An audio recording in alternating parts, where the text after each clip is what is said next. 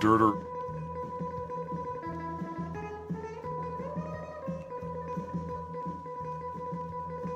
Dirter. What you doing?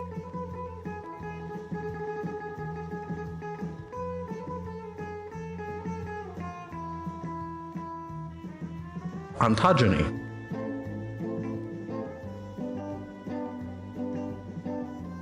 Tradoon.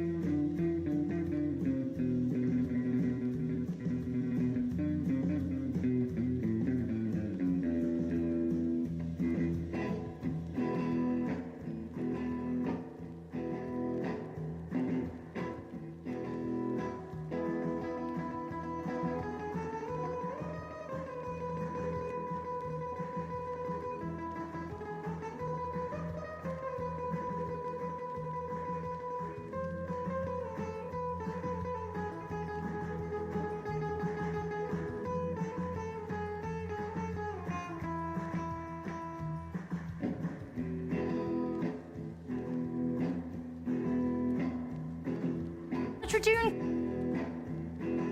Dirter.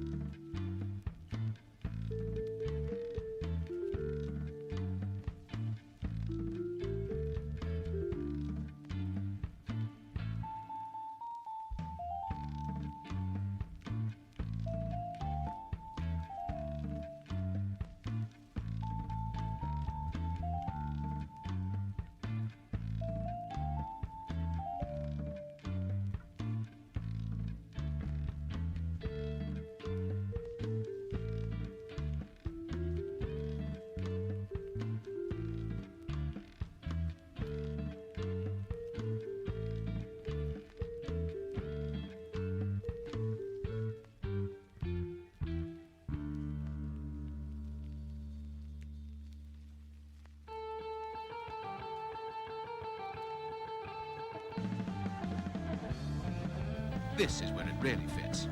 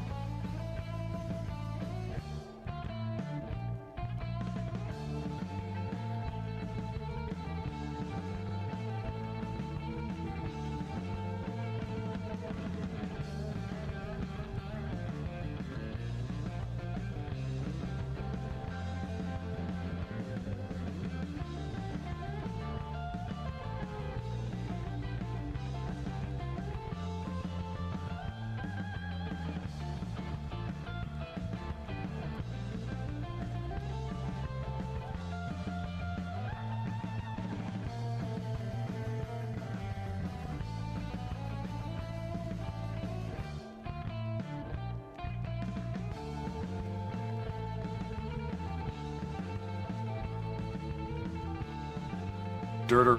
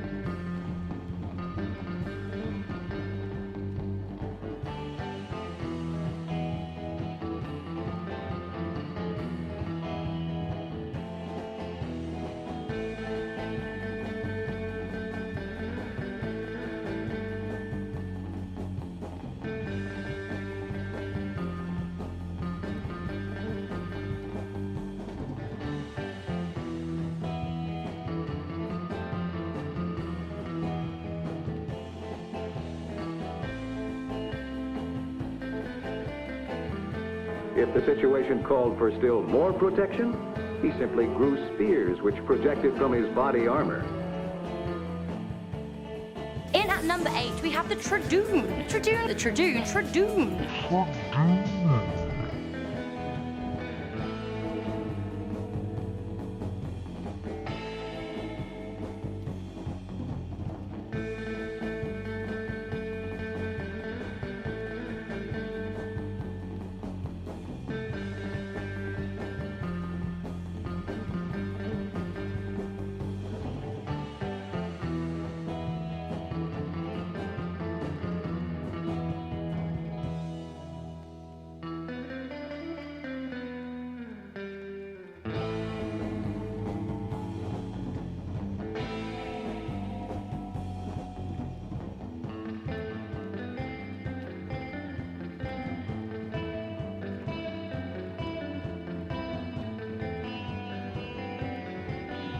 Ontogeny.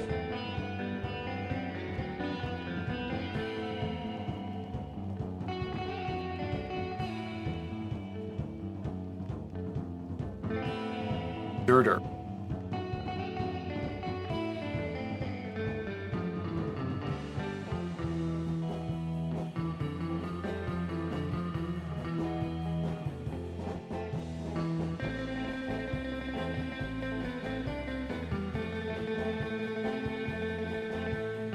Tradoon.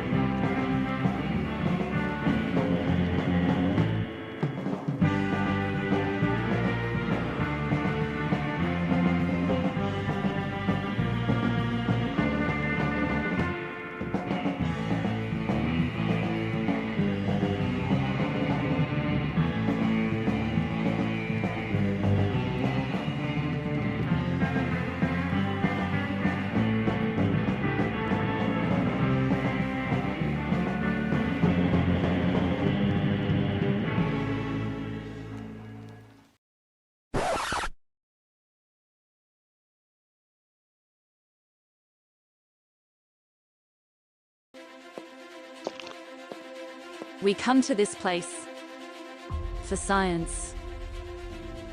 We come to paleontologizing streams to laugh, to cry, to show up late and then ask what today's topic is even though it's right there in the title. Because we need that. All of us. That indescribable feeling we get when the surf rock starts. And we learn something we've never known before. Not just entertained but somehow infotained. Together. Baffling images on a tiny computer screen. Sound that I can feel. Dirter. A dirter is one of those things you get at the end of the paper towels, the cardboard thing in the middle, you go dir, in it. Genus names I can mispronounce. Tradoon. Somehow, extinction feels good in a place like this. Our common ancestors feel like the best part of us. And dinosaurs feel like they're still around. Because here, they are. Paleontologizing streams, we make fossils less dead.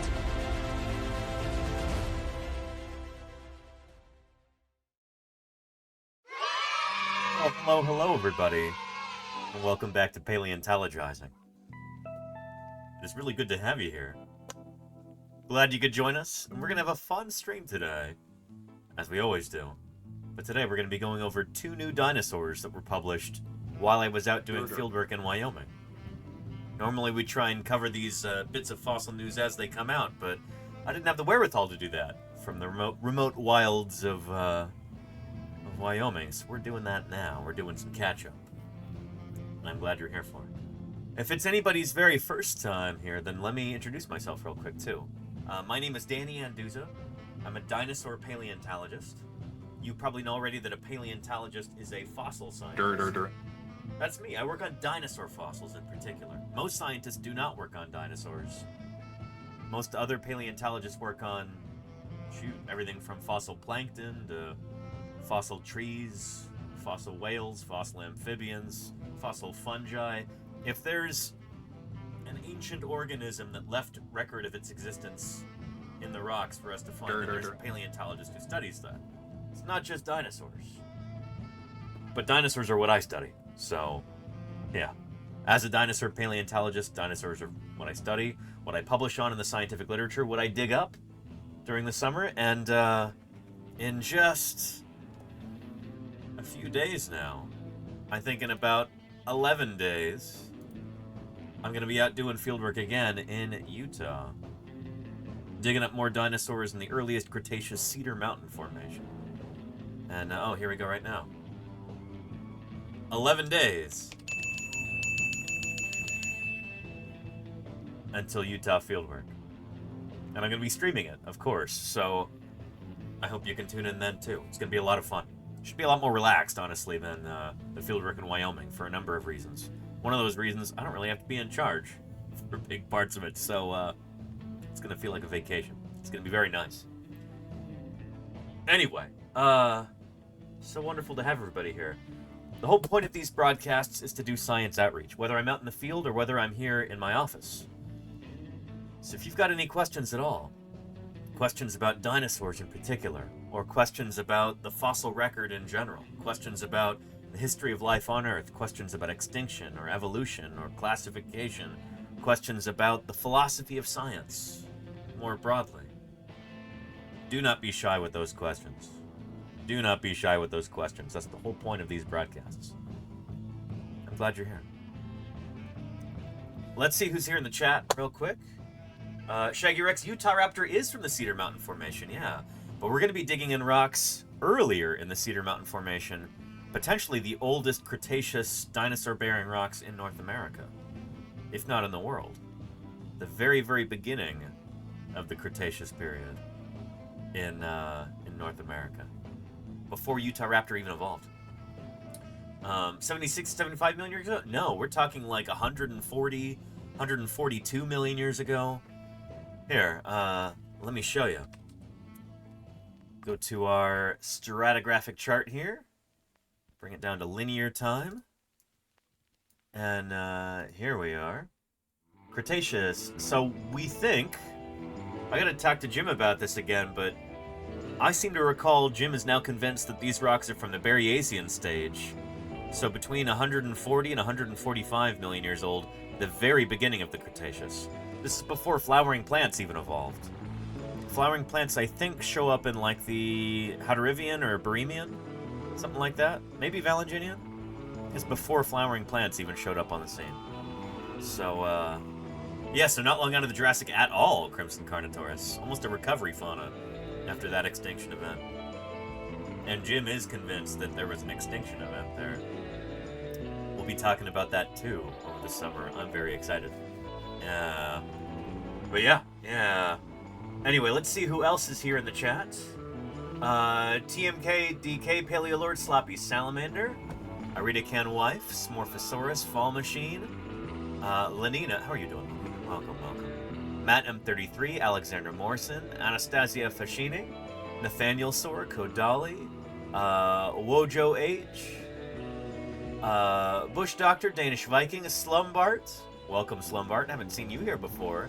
Same with you, Lino Fresco. I'm so glad you're here. Welcome to Paleontologizing. Thank you for the kind words. Squishy Robots, Game Over, Excuse Me, Mogi Ramen. There's so many names. Holy cow. And, well. Jedi Mega Man. How are you doing? Thank you for the 21 months. I'm here for bare bone facts, Jedi 1 Jedi pose. You will get those, Jedi Mega Man. We're going to be covering some new dinosaurs had not dinosaurs. died, perhaps in some catastrophe. No reason to think dinosaurs wouldn't still be here, wouldn't still be dominating the Earth. And we wouldn't be here, Tez914. I'm glad we are, though. Mean kid. And hello, Lost Thick Zote. daggers for Thank teeth. you for the He was follow. the terror of his neighborhood. Welcome to Paleontologizing, everybody. It is so good to have you here. Holy cow. And Paleo Ken, I hope you're doing well. It's good to see you, Ken. Hope you had a good 4th of July. Hope everybody had a good 4th of July. But, yeah, can't wait to see you again, Ken, out in Utah. And Hugh says, are you a fan of Land of the Lost? I can't say I am. I can't say I'm really super familiar with that. It was an old television series, right? A more recent movie. And holy cow, Miss Capri Cal, 20 gift subs there. Extraordinary. Check that out. Really appreciate that, Miss Capri. Holy cow. We are so close to our sub goal for the week now. Holy moly. I appreciate that, Miss Capri Cal. There's now 20 people in the chat who are cheering just like this. They won't have to worry about any ads for the next 30 days. The dinosaurs. Thank you, Wombat Hole, for the 100 bits. And Science Streams, thank you for the 100 bits. We've got a Golden Kappa train going right now. Well. That is pretty excellent.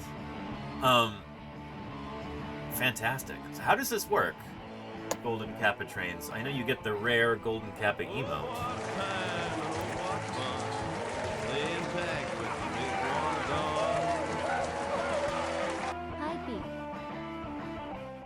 And, thank you, Salamander. Tier 1 sub to Scorn 4. And thank you, Ren the Only. I appreciate that. Fantastic. Yeah. And Ikundu, thank you for the 100 bits. Do you have any pictures of the bones of your favorite dinosaur that you have ever worked on or dug up? I probably have a 1,000 bits few, can make yeah. a wonderful difference in promoting the appreciation and understanding thank of you. fossil science here on Twitch. Who is that right there? Though it may not seem like Dangerous much, Buttons, 500 thank you. bits Dr. goes a long Irrefutable, way thank towards you. Supporting science outreach here on Twitch. Miss Capri Kel, thank you for the Have a 1,000 great bits. weekend, Holy moly. And thank you, Dr. Irrefutable. I appreciate that. Another 500 from Dangerous Dr. Buttons Irrefutable. gifted a tier 1 sub to Lone Wolfie 22. Dangerous If you're Buttons, feeling thank you for that. Blaming the dinosaurs. Excellent. That is pretty extraordinary. The Lenina gifted a tier 1 sub to Thank you, Tapscan. Lenny. These are just They coming have right after the others. This is 136 fantastic. gift subs in the channel. Here, Golden Kappa here. Golden Kappa trains can appear A randomly. secret moment in the very beginning of this strange dinosaur's life. And, holy cow. Ghosty Annual Lane, Hands Shake. thank you for those 2 months of support. Hogan, thank you for the 100 bits. Risa Degu, thank you for the 100 bits. Fantastic. If you're feeling a bit cheated, try blaming the dinosaurs. Yeah, viewers can only see the emote in their emote picker and use it on any channel. Thank you, Haraz, for those... Or is it Will62 for those 5 gift subs? Anyway, if you participate in this train, you'll get one of those ads for 5 lucky mammals. those golden kappa If you're feeling a bit emotes. cheated, try blaming the dinosaurs. If you're feeling a bit Fantastic. cheated, try blaming the dinosaurs. Lenina, thank you, thank you. I'm getting lost here. Holy cow. Cactus Jack, thank you for the gift sub. _Jack 440 gifted a tier 1 sub to Brindy Bush Doctor 78, Pimp Cat, thank They have you given both 3 gift subs for the in the 100 bits each. And Ken, thank you for the 100 bits too. Moose, thank you for the 100 bits. If you're feeling a bit cheated, try blaming the dinosaurs. Excellent. Holy cow, Tradoon indeed. And look at this. Will62, thank you for the 10 gift subs. Look, we are now... We've made our sub goal for the week. Holy cow. And to celebrate, look at this lovely Tinnamoo bird. So excited about all that generosity. Those 10 gift subs from Will62. Uh-oh. Oh, shoot. Will62 is overloading the system with 10 gift subs. Holy cow. Do I appreciate that. Thank you, thank you. Holy cow. Extraordinary. If you're feeling a bit cheated, try blaming the dinosaurs. It's just Catherine, thank you for the 100 bits. Niffler, thank you for the 100 If bits. they're removed, America loses them forever. Nerd with a Switch, thank you for the tier 1 sub. Welcome to the community. Enjoy those emotes. Enjoy not having to watch any ads. Thank you for the support. Really appreciate that. Hogan698, thank you for the 200 bits. Akundu, thank you for the 200 bits. Golganek, thank you for the 100 bits.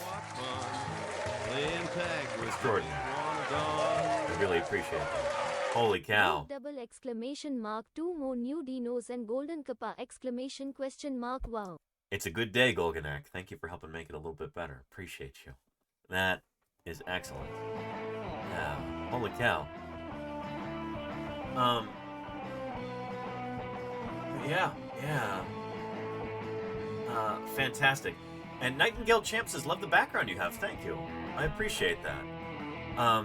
I've got a number of different 3D printed, dinosaur skulls and skeletons and other elements here in my office. And I do my best to kind of change out the background every day to kind of help reflect the changing nature of paleontology. We're making new discoveries all the time. Things don't stand still, so they shouldn't here in the background either. But yeah, these are all 3D prints here. Excuse me. Yes, indeed. We've got a Protoceratops skull right here, Protoceratops andrewsi. We have Plateosaurus. I think this is Plateosaurus engelharti right here. And then this is a sculpture that I did of one of my favorite dinosaurs. First dinosaur that I was ever an author on, like first new dinosaur, Trirarchuncus prairiensis. I sculpted this and then 3D printed it. So it's made of plastic. It's not made of bronze, even though it looks like bronze. Yeah, and then I've got a number of framed prints and other stuff going on too. Yeah. I'll often change things out in the background here to reflect what our topic is for the day. But since our topic for today is new dinosaurs, I don't have any parts of those new dinosaurs to print. million-year-old dinosaur eggs, and they're perfectly preserved. And thank you, Sheridanicus, for the 20 months. I appreciate that. Good stuff. Good stuff. And check out that flamingo Golganek. Holy cow. Do their ankles actually bend that way? I don't think they're supposed to. Yeah. Anyway. Good stuff, everybody. If you're feeling a bit cheated, try blaming the dinosaurs. And Kench999, thank you for the 100 bits there. I really appreciate it. Excellent. Phenomenal. And Tone Rebellion says, could there be any early members of the clade Deinonychosauria in the early Cretaceous rocks they'll be excavating? Yeah, we have some. Yurgavuchia is a taxon from just above the stratigraphic level that we'll be digging in. Yurgavuchia, his name means coyote, I think, in the local Ute language. Yurgavuchia, there we go. It's from basically the same site, just a little bit above where we'll be digging. But Yurgavuchia could potentially be the ancestor of Utahraptor. It's a dromaeosaur from the Cedar Mountain Formation. Yeah, it's a pretty cool critter. Yeah, there you go. Nightingale Champ says, which dinosaur would you like to learn more about? Oh, so many. It's hard to pick just one, you know? Shoot. Yeah. But yeah. Yeah, good stuff. Anyway, we'll be learning more about some brand new dinosaurs in just a little under 2 weeks when I'm back out there in Utah. We're basically going to be digging in the same, almost the same spot where Yurgavuchia was discovered. Don's place. The place we'll be digging is called Ethan's Wash, right nearby. It's like less than 10 meters away from this site. Big Mo 9, thank you for the 100 bits. / I appreciate that. Good stuff. And holy cow, Hype Train complete at level 7. 43 gift subs. 3,660 bits. Extraordinary. Thank you so much, everybody. And enjoy those golden kappas there. Phenomenal. Phenomenal. Good stuff.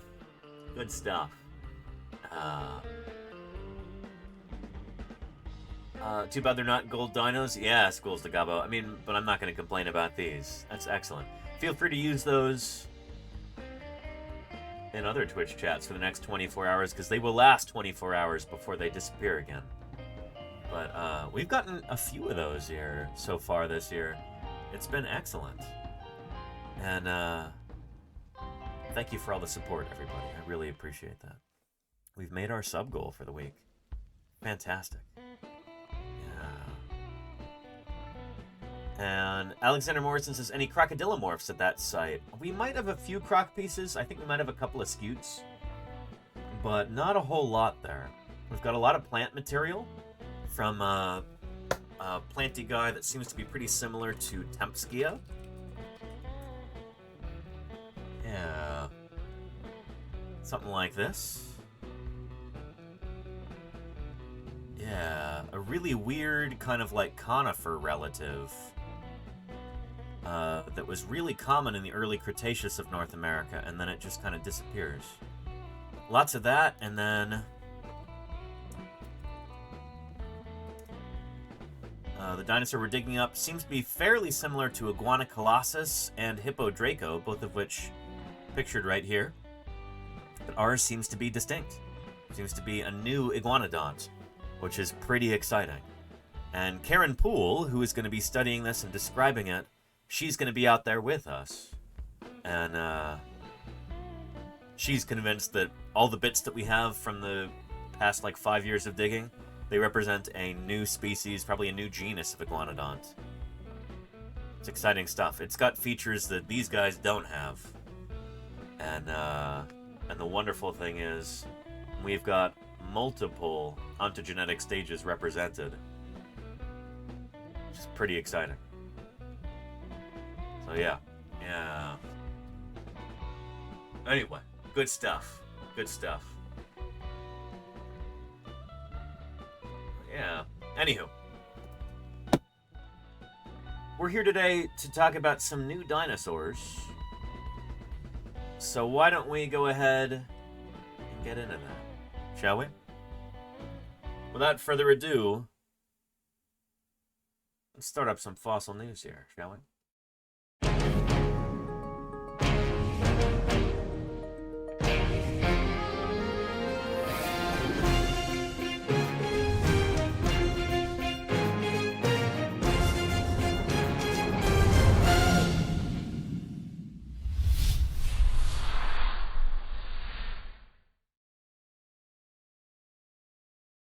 Alright. Our first story in fossil news today is actually our second one, chronologically speaking, but we're going to do it first anyway. Just a few days ago, got a brand new species of stegosaur just published. We're going to talk about it. Paleontologists in China have found fossil fragments from a new genus and species of stegosaurian dinosaur. Bionosaurus baugiensis. And there's, I was going to say, that looks like Gigantspinosaurus there. And there is Bionosaurus in the background. Looks kind of similar to Tuojiangosaurus. I'm not a native Chinese speaker, so apologies if and when I butcher the pronunciations on these guys.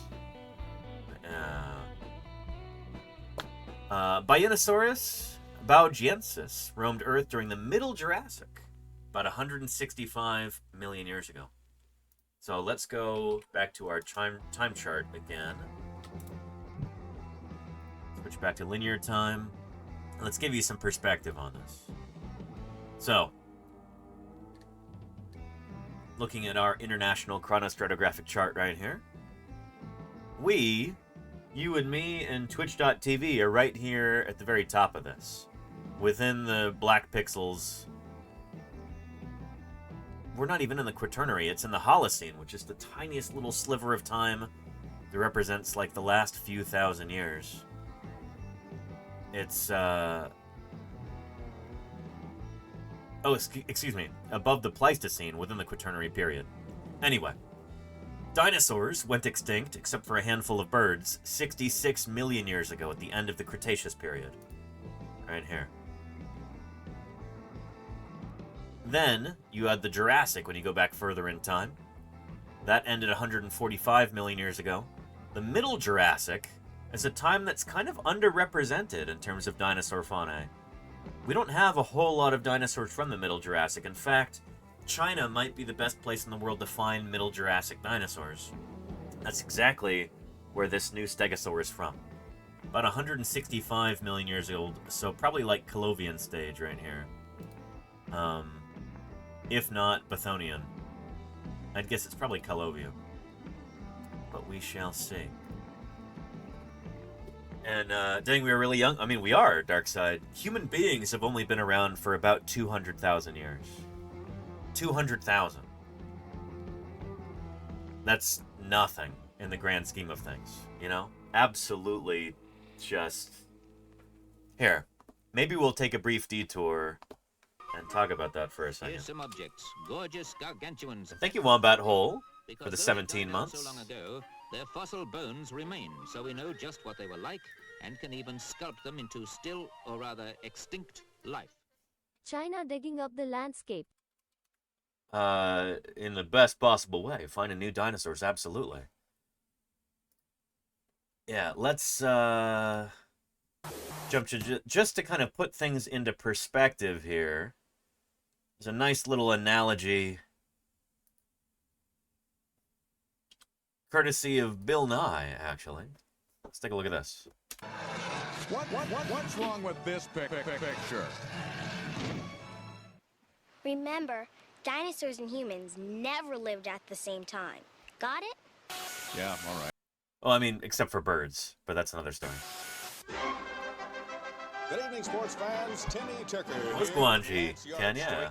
For what has to be the biggest game of all time, the terrestrial surface dwellers versus the March of Time. And this is the one we've all been waiting for. That's right, Timmy. What we're about to witness time is chart, the exactly, culmination Claire of Yeah. 4.6 billion years of preparation. And there's the start of the game, and the March of Time is kicking off, and Og Simpson catches the ball on the 0-yard line. You know, Timmy, if the history of the Earth were laid out on a football field like a timeline, the 0-yard line would be when Earth began about 4.6 billion years ago. That's right, Lance, a very long time ago indeed. And Simpson is breaking the ball down to the 20-yard line now. The 20-yard line, that would be when primitive life forms began appearing on Earth about 3.5 billion years ago.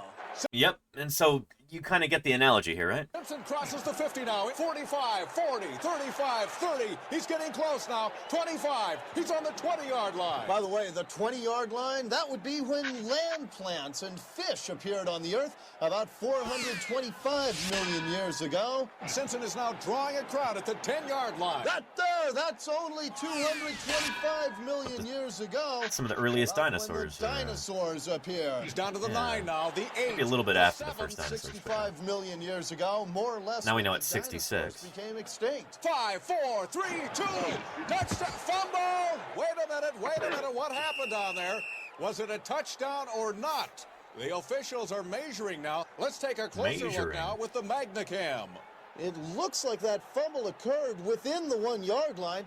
Actually, about the 3/4 inch line or the 2 centimeter line. That's when human beings finally showed up on the planet. And that's actually maybe being a little generous there. 1 million years ago would be like pre-modern humans. So like anatomically modern humans, Homo sapiens sapiens in our modern form, show up around 200,000 years ago. So about 1/5 of that distance. So what's 1/5 of 2 centimeters? You know, that's about the space on a sports field like this. Yeah. About 1 million years ago. Not really very long ago in Earth's 4 millimeters or 5 millimeters. There you go. They need an even closer measurement now, so let's go down and look at this with the microcam. That looks to be about 1/1000th of an inch, or 13 micrometers, or 1 tissue paper's width from the goal line. And on the other side of that piece of tissue paper, an almost unmeasurable distance, 2/3 of 1 micrometer. That's where Bill Nye was born. Who's Bill Nye? Anyway, you get the idea. Kind of puts things into perspective, right? And Lillianeth, thanks for the follow. Welcome to Paleontologizing. And Whiskey Pirate, centimeters very anti-American. Call me anti-American then. I use centimeters all the time. Metric all the way, you know? American scientists, we use metric. Even if the U.S. government isn't too fond of it. But yeah.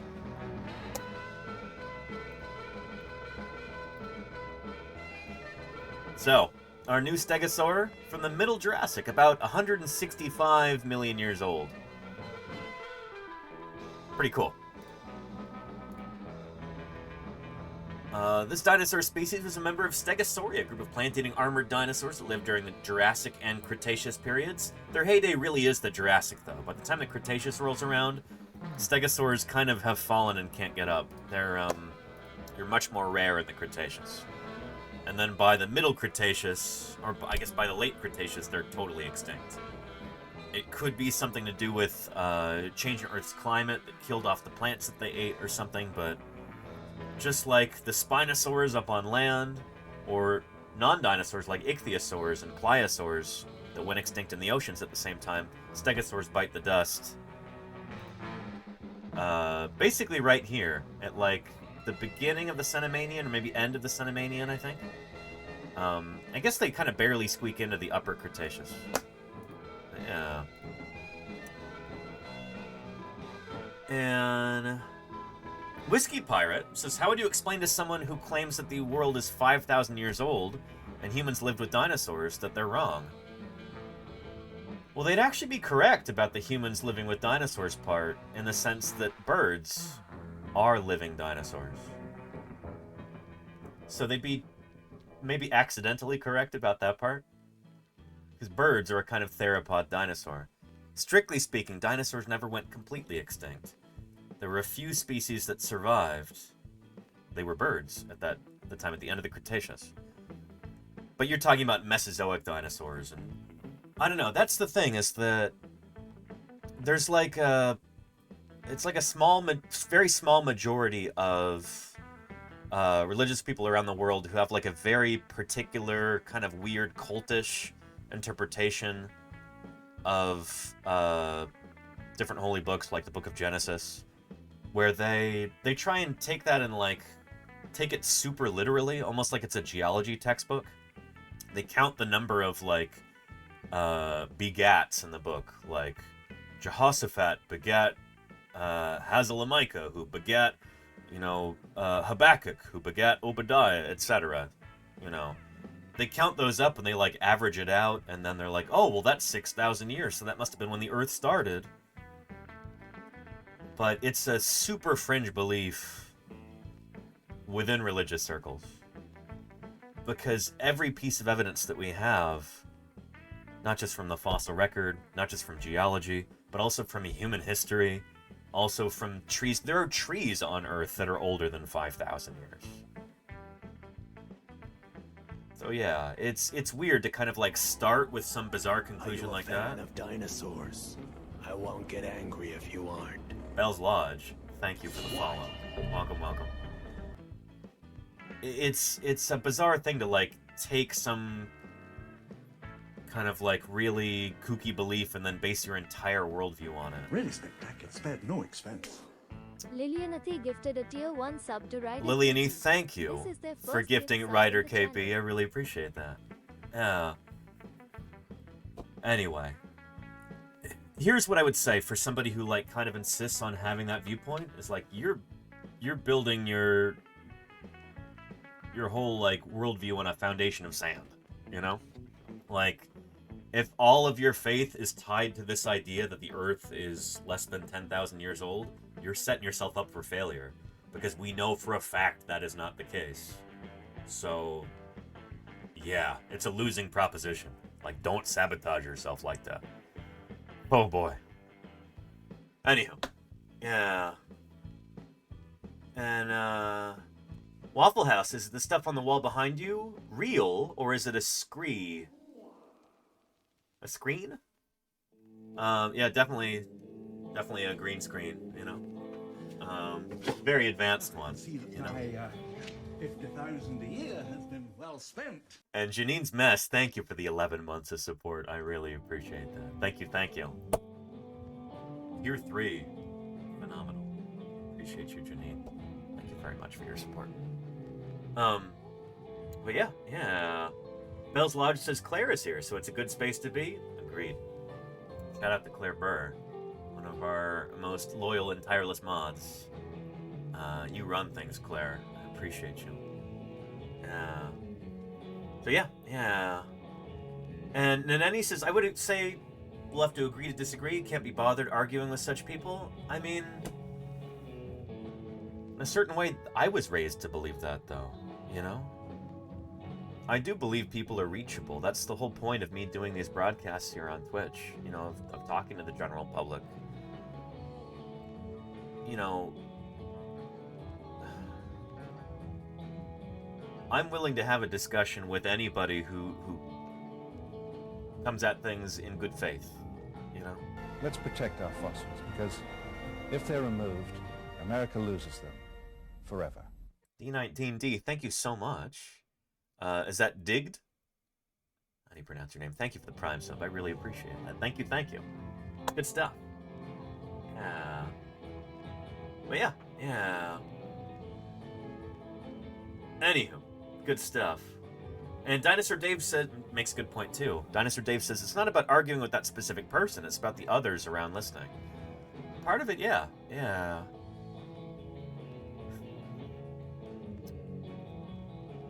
Look, my passion is fossil science. That's what I've devoted my life to. That's what I do. I spend several months out of every year out in the desert digging up dinosaur fossils. Not because it's easy, glamorous work, but because that's what we do in order to learn more about the ancient past. This is what I'm all about. I want other people to be able to share in that same... Let's protect our fossils, because wonder. If they're removed, America loses them forever. Whiskey Pirate, thank you for subscribing. I really appreciate that too. That's a recurring sub right there. Thank you, Whiskey Pirate. Welcome to the community.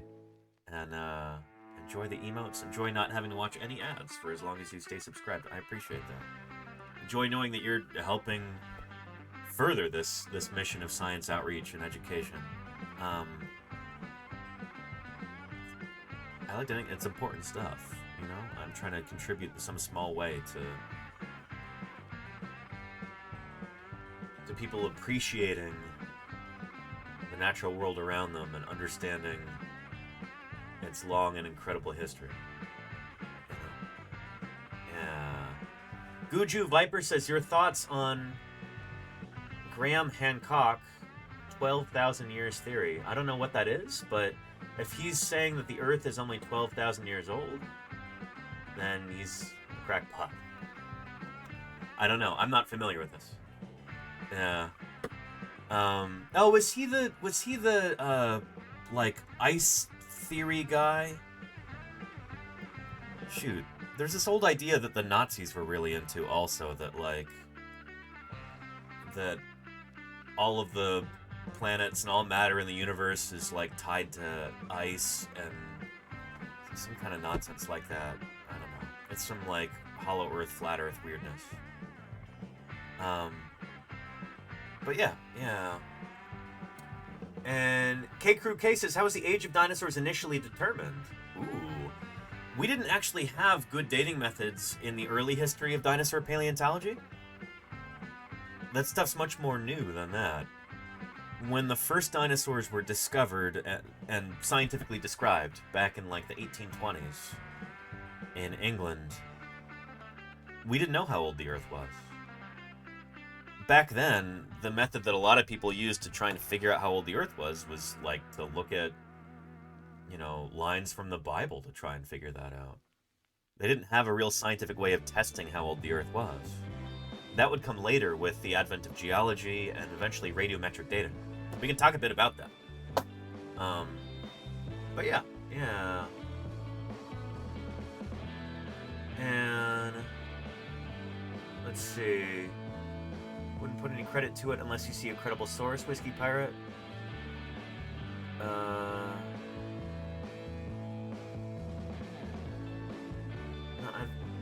That's definitely like a. I'm not gonna get into all this like,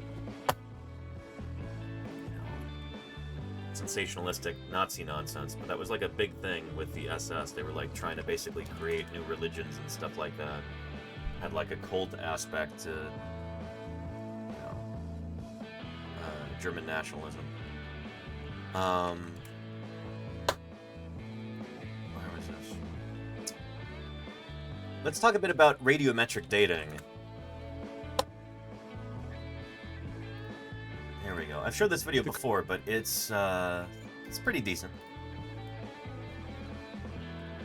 But yeah. Let's protect our fossils, because if they're removed... And Guju Viper, thank you for the sub. Forever. Welcome to Paleontologizing. It's good to have you here. Shoot. Thank you for that pledge of ongoing support. That means a lot to me. Thank you. Seriously. This is one of these concepts that's really important to understand if you want to understand dinosaurs, if you want to understand the history of life on Earth, if you want to understand how we know any of this stuff. Radiometric dating is really important. And it goes with this idea that I really wish more people understood about the nature of science. Science isn't just, oh, I have a hunch about something, or this is my opinion. Science is about testing ideas in a way that's rigorous and repeatable, and it doesn't matter who's doing the test. If something is true, you should end up with that same answer, you know? That's how radiometric dating works. So let's take a look at this right here. The carving of Mount Rushmore was completed in 1941, but the rocks it was carved into were completed quite a bit earlier than that. Oh, yeah. 1.7 billion years ago. How does a geologist know that? And how do they know that the Earth is 4.5 billion years old? The answer is a technique called radiometric dating, which lets us tell the age of certain There you go, types of Slugbiker, yeah. rock. Radiometric dating relies on the fact that certain elements have what are called isotopes. These are versions of the atom with extra neutrons in them. Yeah, so let's think back to like, kindergarten chemistry here. You've got an atom, and within that you've got the nucleus, and then around that you've got the electrons spinning around. I guess the electron cloud. It's been a long time since I've taken this, so yeah, I think cloud is kind of consistent with the model nowadays. Anyway, within the nucleus, you've got protons and you've got neutrons. The protons, different numbers of protons make different elements. So you look at your periodic table,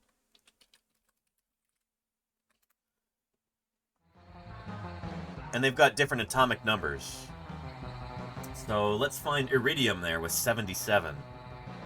Iridium is an important element for dinosaur paleontologists because of the KPG boundary, and discovery of iridium there told us that there was probably an extraterrestrial impact.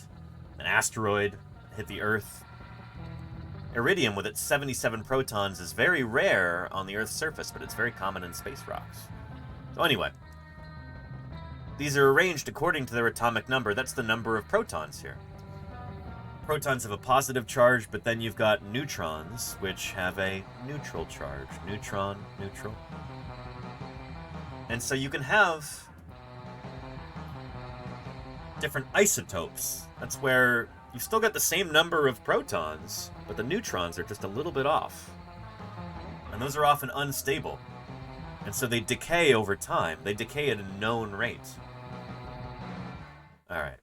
So now that you've got that, let's continue. Radioactive isotope decays at a consistent rate. These measurements give us something called the half-life, or the amount of time it takes for 1/2 of the isotope to decay. When an Yep, so that's important to understand too. And here on Twitch, I think a lot of people are probably are familiar with Half-Life and you know, Morgan Freeman from that series, Half-Life. Yeah, you've heard this term before, but that's what it actually means. Crowbar hit sound. Yeah, there you go, Alexander Morrison. Yeah. Half-Life 3 confirmed, says Crimson Carnotaurus. Yeah. And there you go, Grand Bridget. Yeah, iridium is unbelievably rare on Earth, but quite common in the rest of the universe. Bingo. Yeah. Anywho, the half-life is... That's the amount of time it takes for half of those isotopes in a given sample to decay into their daughter type. So think of it kind of like an hourglass. That's what radiometric dating kind of is. Is like, if you have an hourglass, you know, an hourglass like this, and you know how long it takes for the whole thing to go through, for all of the sand to go from the top to the bottom. Say it takes 1 hour. If you flip that over, and then you like take a picture of it at any particular moment, you can tell how long it's been since it got flipped over, right? Because you know the rate at which the sand moves through. Radiometric dating is much the same.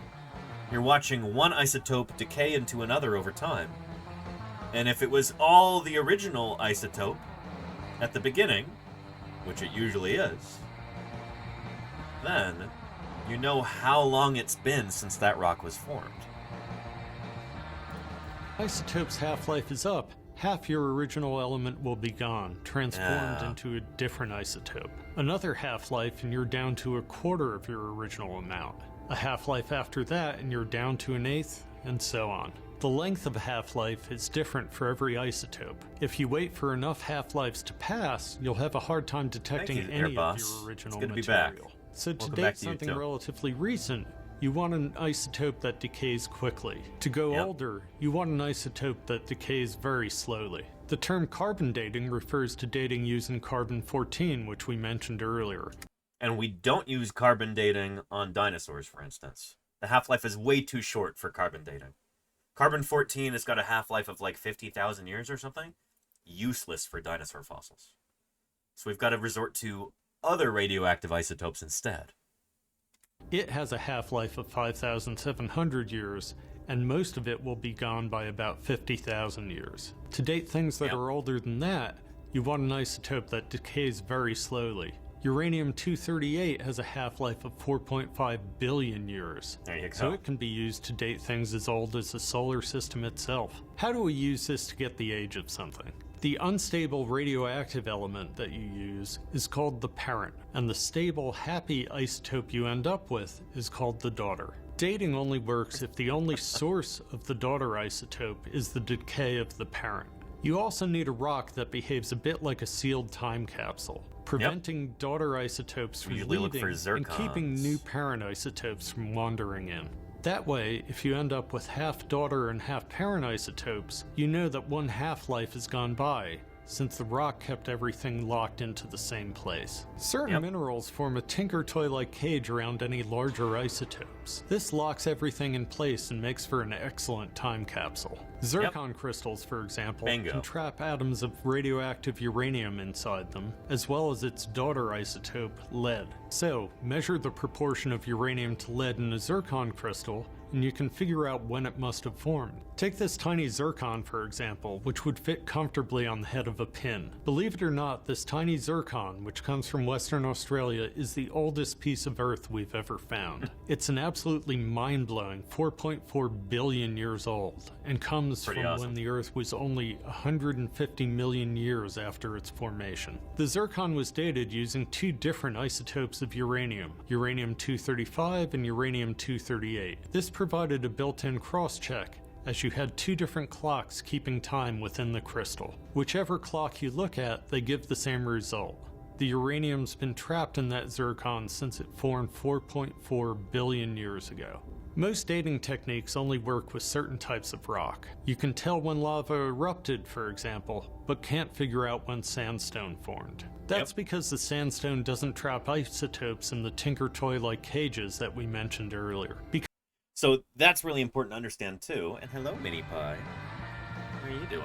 Is that we can't date dinosaur fossils directly, because dinosaur fossils don't trap isotopes like that. What we usually need to do is find zircons in like a volcanic ash. A lot of these radioactive isotopes, they'll be there inside of the Earth and they come out during volcanic eruptions. And so in order to figure out exactly how old a dinosaur fossil is, you have to find an ash layer above or below it, or preferably both. You might have two different ash layers that kind of bracket a dinosaur fossil. And then if you get a date from both of those, then you've got a nice narrow range for how old your dinosaur could be, for how long ago it lived and died. And so that's something that last summer, I was actually going to be doing a fundraiser so that we could get zircon dates on this new ankylosaur that we were going to dig up in the fall. But it turned out I wasn't allowed to be there. It's really disappointing, because they were filming part of Walking with Dinosaurs 2 there, and apparently the BBC had like an exclusive media contract. They didn't allow like any photography or anything else on site, so I wasn't able to go back there. I was pretty disappointed. But we were going to run a fundraiser so that we could pay for a couple of new dates to be done. It's going to cost like a couple $1,000s.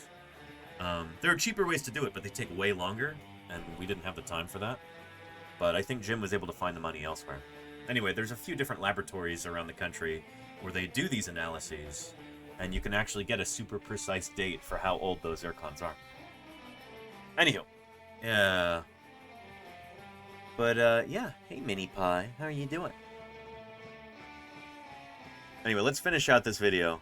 Because there are other ways to tell how old things are in the world, we can compare those results with radiometric dating and show that they match. Trees, for example, put down a new ring each year they grow, and you can count backwards and figure out how old the tree is. You can also use carbon dating to figure out how old a particular ring on the tree is. Just like trees, ice in the Antarctic lays down a new layer each year, creating a similar ringed pattern. We can then compare that to the dates given by rocks trapped in the ice and show that they also match. If radiometric dating weren't reliable, we'd see differences between the results generated by it and those generated by these other methods.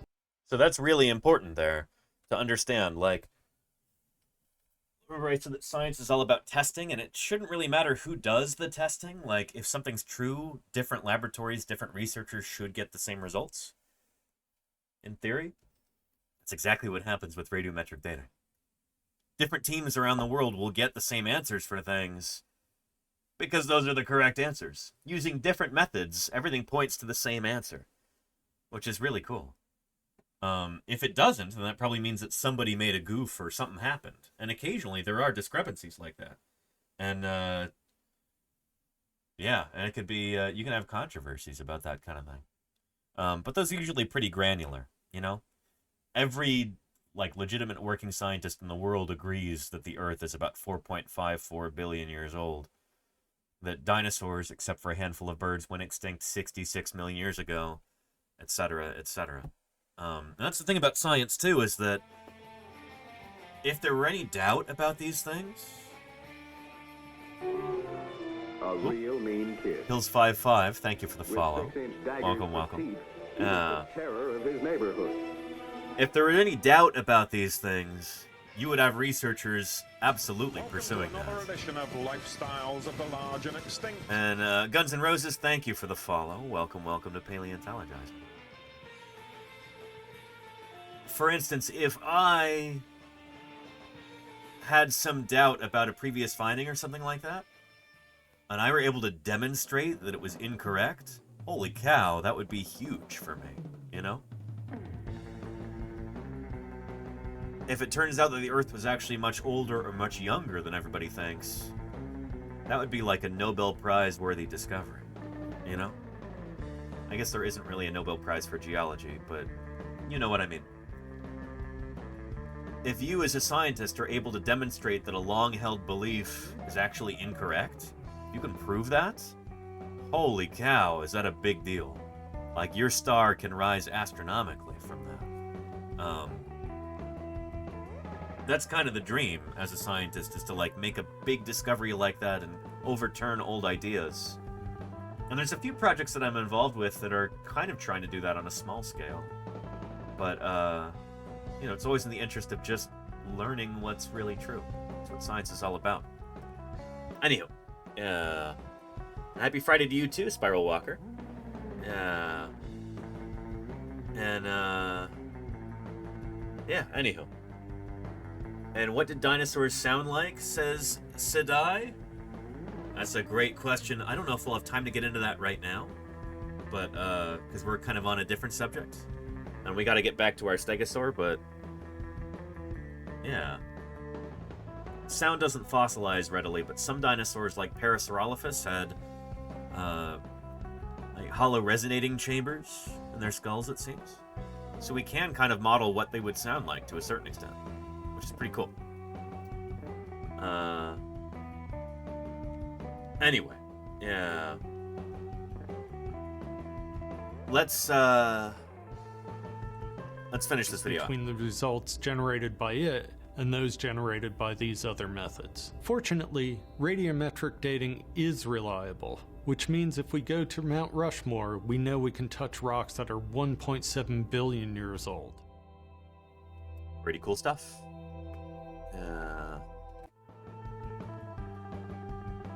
Anyway.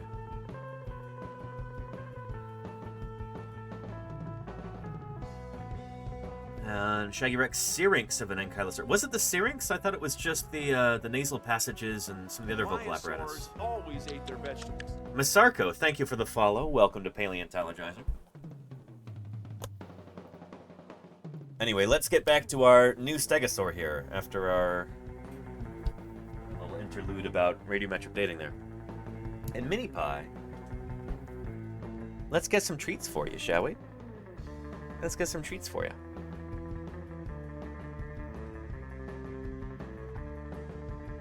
Ooh, there we go. In the time of the dinosaur, this was a subtropical delta, home of the big plant eaters, and of the monsters who chased them. K Crew K, thank you for the 6 months. Really appreciate that. There you go. There you go, Mini Pie. Good stuff. Yeah.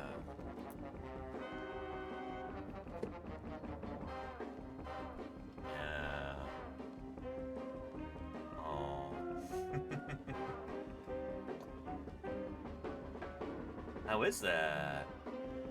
Careful. You're making a mess, Mini Pie. That's gross. Spat that tree. There's cat spit all over the desk now. Gross. Get a napkin.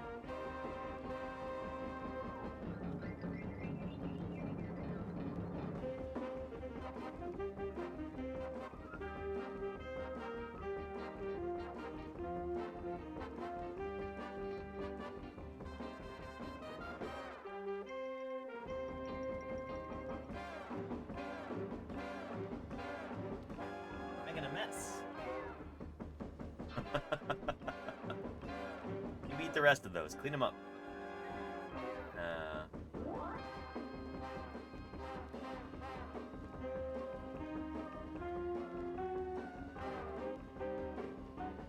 Is this a mini pie only stream? It definitely is. Mike, yes. She is making a royal mess today. But at least she's chewing them. Sometimes she just inhales them.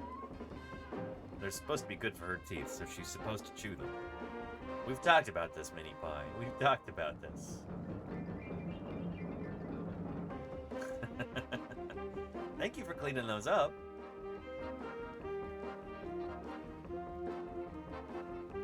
Wait, you don't want that one? Eat it. Eat it up. Eat it up, please.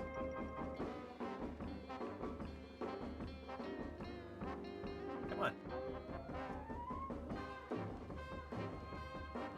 There you go. Oh. I'm having difficulty, like, manipulating it.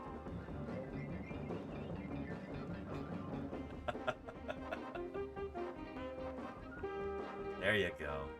Good stuff. Okay. Yep, that's it. You got them all.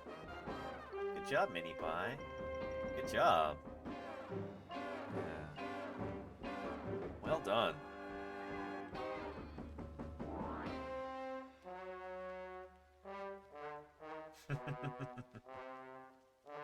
Yeah, she can have some more if she comes back later.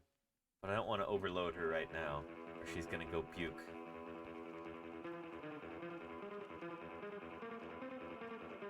Alright. There you go. Alright, thanks for dropping by, Mini Pie. Do you enjoy the treats? Do you enjoy those? Yeah? What do you think? What do you think?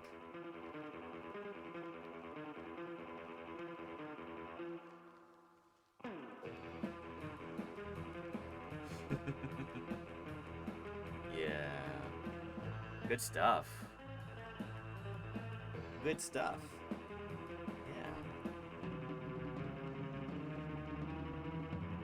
Love that microphone stand, don't you? Love that microphone arm. Yeah. Can I brush you some more? Then we're gonna get back to our stegosaur, because we've got to talk about that, because then we've got to get to our ceratopsian, which is... Oh man, there's controversy about that.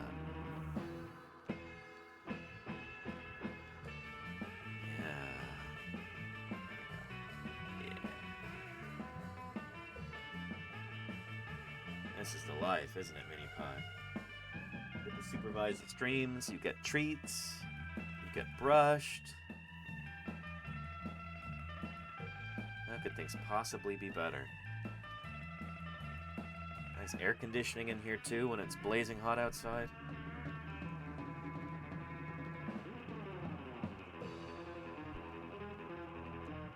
You exploring over there?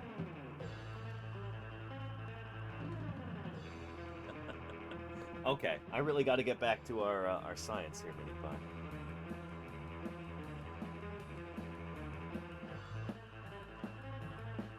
Alright.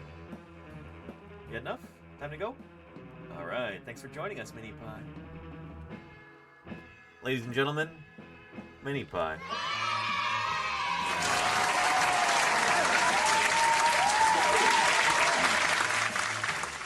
Anywho. Back to our brand new stegosaur here that we're talking about. We haven't even gotten to the paper yet. We're still looking at the press release. But, Dinosaurus baugiensis.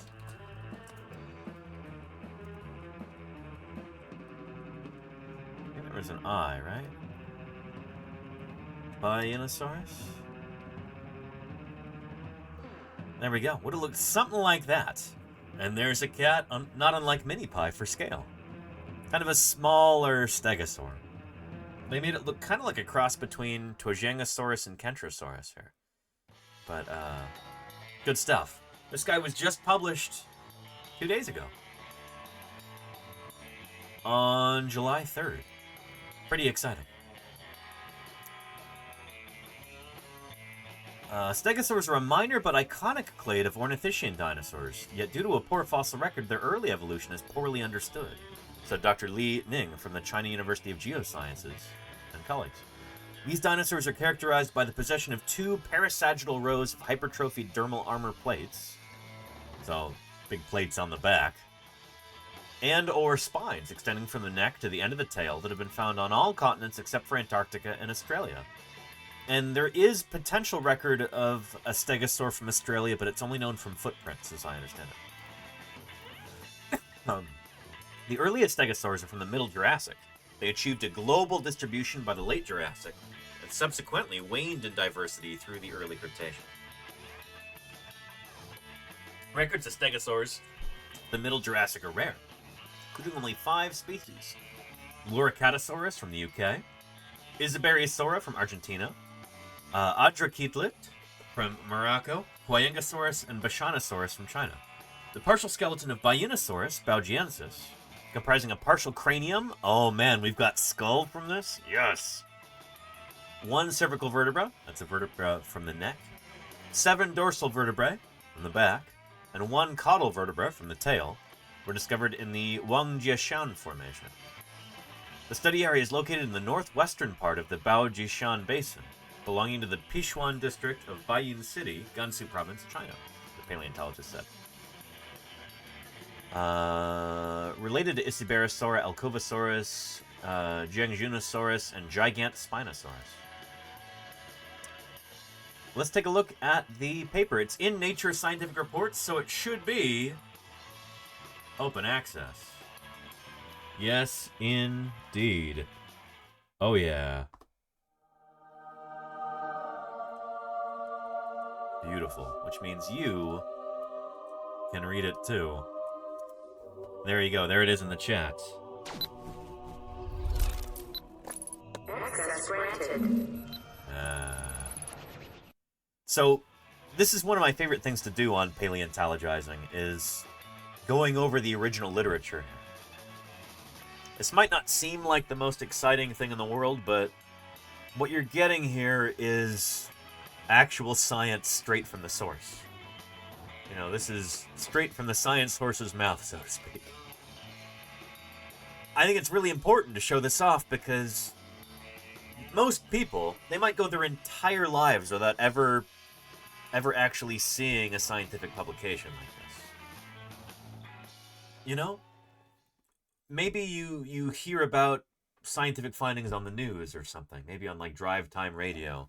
You know, you could have some kind of annoying radio hosts, and they'll be like, did you hear that scientists from the University of Iowa have recently discovered that coffee is actually good for your hair, or something like that? And like, oh, wow, that's, you know, I love that because I drink a lot of coffee. Oh, well, keep on drinking it and you'll grow more hair, or something. It's like,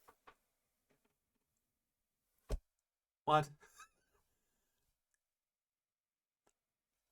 I think the way that most people hear about scientific findings is through the filter of media, and it's usually sensationalized, it's robbed of context, it's... I wanted to provide something here that's, you know, a bit more rigorous than that. A bit more scientific.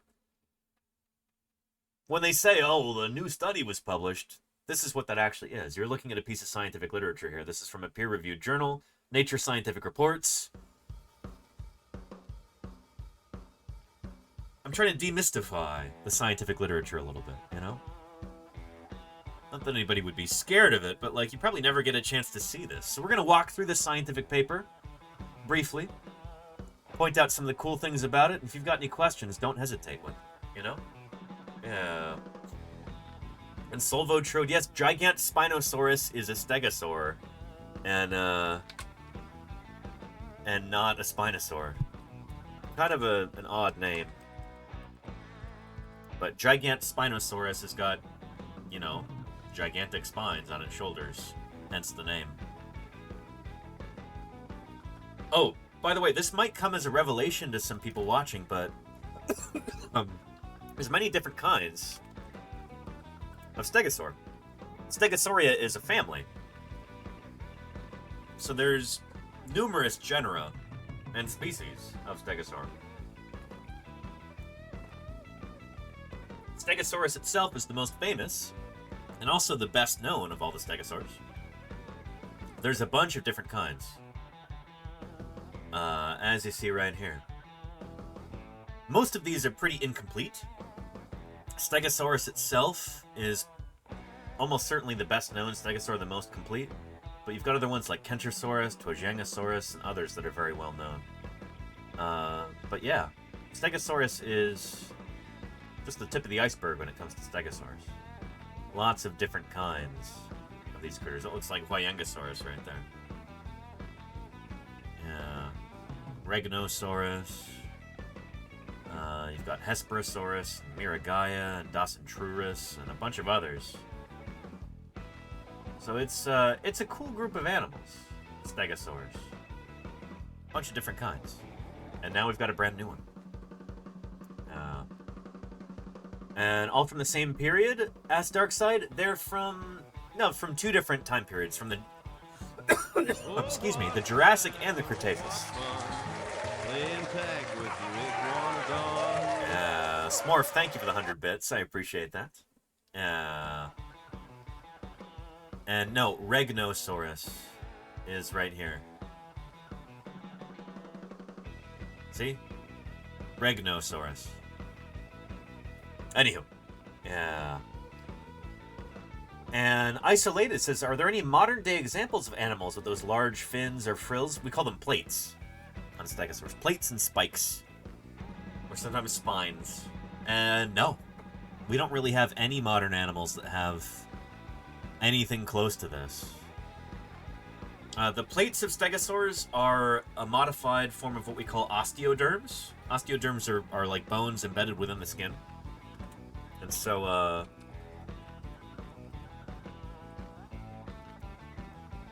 crocodilians today have this. These are called osteoderms. These are like armor plates embedded within the skin. And you can kind of see that in this guy. See like that, you know, they kind of float there in the skin in the same way that Stegosaur plates aren't like directly connected to the skeleton. They're kind of floating there in the flesh. Yeah. In live crocs, you can see the, you know, the, oop, there we go. You can see them there, covered by skin and everything. Stegosaur plates also would have been covered by skin. Or by keratin, or by both. But yeah, so the closest thing that we have today would probably be the osteoderms of crocs, which are much, much, much shorter.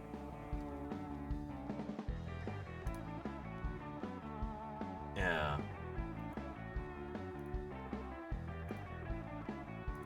Anywho. Yeah.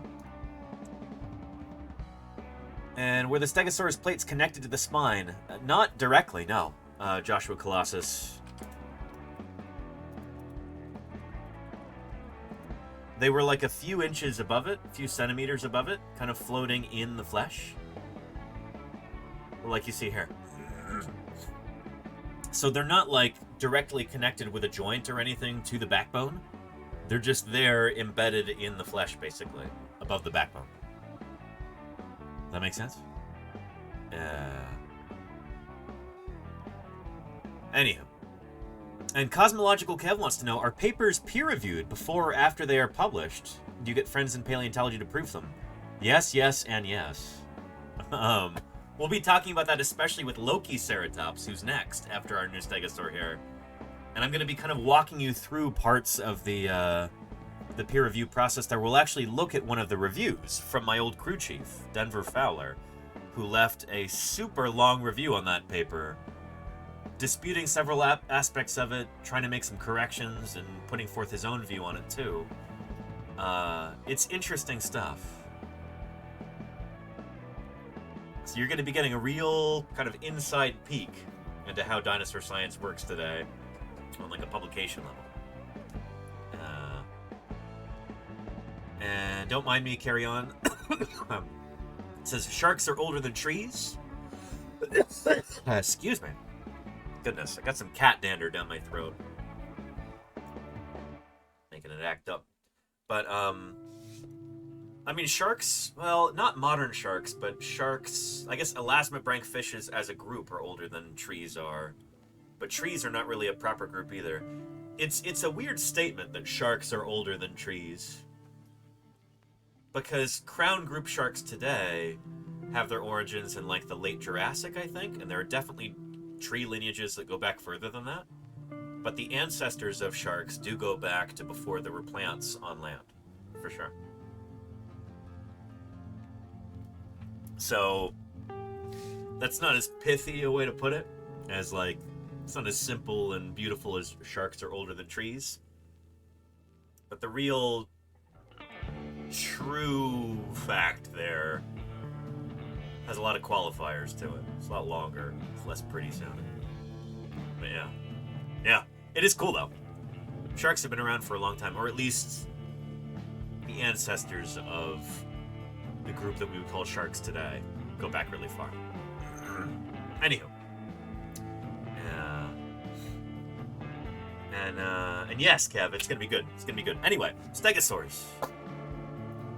Here is the new open access paper. There you go. You can take a look at yourself from Nature Scientific Reports. And, very cool. Susie Maidbont is an author on this, too. Along with Li Ning, lead author, Li Da-King, Yu-Hai Lu, I recognize that name as well, and Peng Guangxiao. If you want a good, fairly up-to-date kind of primer on stegosaurs, if you want to watch like a 1-hour video and know most of what there is to know about stegosaurs nowadays,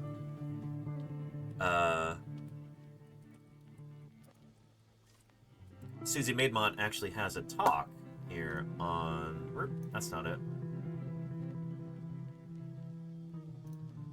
There we go. Yeah. There we go. Dinosaurs. Apologies, my computer is being a little slow. I can't even blame it being the morning because here in Sussex, it is the afternoon. Anyway, there we go. Slide one. Susie Maidbont's one of the world authorities on stegosaurs. Stegosaurs are a really, I guess they're a really iconic group of dinosaurs. I mean, every 7-year-old in the world knows what Stegosaurus is. I think, and there's a link to this video. Perhaps unexpectedly, there are a whole range of different stegosaurs out there. So they are known from all around the world, from all the places where they've been found are shown in by these red dots. So they're known from across Europe. There's a couple of species from the UK, across Spain and Portugal, in France. They've also been found in China. There's a few in Africa. I'm going to talk about one of those in a bit more detail later on. There's one from Mongolia in too, but I don't know if it's been published yet. And there is probably a stegosaur from Argentina as well. So anyway, stegosaurs, cool animals. Let's take a look at this new paper. When we're looking at a scientific paper like this, please don't be intimidated. You, just like scientists do, you should start off with the abstract. The abstract is like a short summary of the paper, right here up at the top. Think of it kind of like a movie trailer, except the movie trailer also spoils the ending of the movie. That's what an abstract is in a scientific paper. It's a short summary that gives you all the key points. And then if you read through it and you go, that sounds really interesting, I want to dig in further, then you actually read the body of the paper, you look at the figures, that kind of thing. So let's read the abstract. Stegosaurs are a minor but iconic clade of ornithischian dinosaurs. Yet due to a poor fossil record, their early evolution is poorly understood. Here we describe a new stegosaur, Baeonosaurus baugiensis, from the Middle Jurassic Wangjiashan Formation of Pingshuan District, Bayan City, Gansu Province, China. The frontal, which is one of the bones kind of like up between the eyes of Bayonosaurus, possesses a unique characteristic among stegosaurs. It is wider than long and contributes to both the medial and anterior margins of the supratemporal fenestra. So that means when we're looking at the skull of this animal, its frontal is kind of bigger than you would expect, and like more other parts of the skull are kind of connected to it than you might expect to. The character combinations of dorsal vertebrae of Bayonosaurus are also different to other stegosaurs, with neural arches. The neural arch is the top part of the vertebra that the spinal cord runs through. Its neural arches are not greatly elongated. Its parapophyses are well developed, and its neural spines are axially expanded in lateral. The features of the frontal invertebrae of Bayonosaurus are reminiscent of basally branching thyreophorans, indicating that Bayonosaurus is transitional in morphology between early thyreophorans and early diverging stegosaurs. Systematic analysis shows that Bayonosaurus is an early diverging stegosaur. So that all sounds well and good, but I really hope they did some histo on this critter. If they don't have limb bones, that might be difficult, but you got to be careful that you're looking at an adult animal, or at least that if it is a juvenile, that the traits that you see as being primitive in this creature aren't just a result of it being young. Because that's a trap that many paleontologists fall into, is that they'll describe what looks like a new species or new genus of dinosaur, and it turns out it's just a young individual. And young dinosaurs tend to look more primitive, you know, more like the basal condition than the adults do. And so that can really throw you off. Nanostegosaur, yeah, Cast the Dreamer. Yeah. Ontogeny. Exactly. Ontogeny, very important to understand. Yeah. And there you go, Salamander, yes. Yes. Let's take a look at some of these figures. So, there's Gansu Province. There's that particular district, I guess, and then that is where our critter is from. J2W is the Wangjiashan Formation. Okay. Middle Jurassic. Yeah. The material that we've got is a partial skeleton comprising a partial cranium. So we've got part of the skull. 1 neck vertebra, 7 back vertebrae, 1 tail vertebra. I'm glad they've got that skull, otherwise this would be pretty paltry. Let's look at the etymology, where the name Baishanosaurus is from. Genus name is a combination of Bayin, the city in which the type locality is located, and Saurus, meaning reptile or lizard. And then Baugiensis, that's from Baoji, basin name of the type locality. And there is the fossil material right there. So we've got some bits of the skull right here. There we go. There's that frontal bone. So we've got a partial frontal. And it does seem to be pretty big and weird. So, yeah. Here, let me grab a Scelidosaurus skull for reference here to kind of explain this to you with a visual aid. Yeah.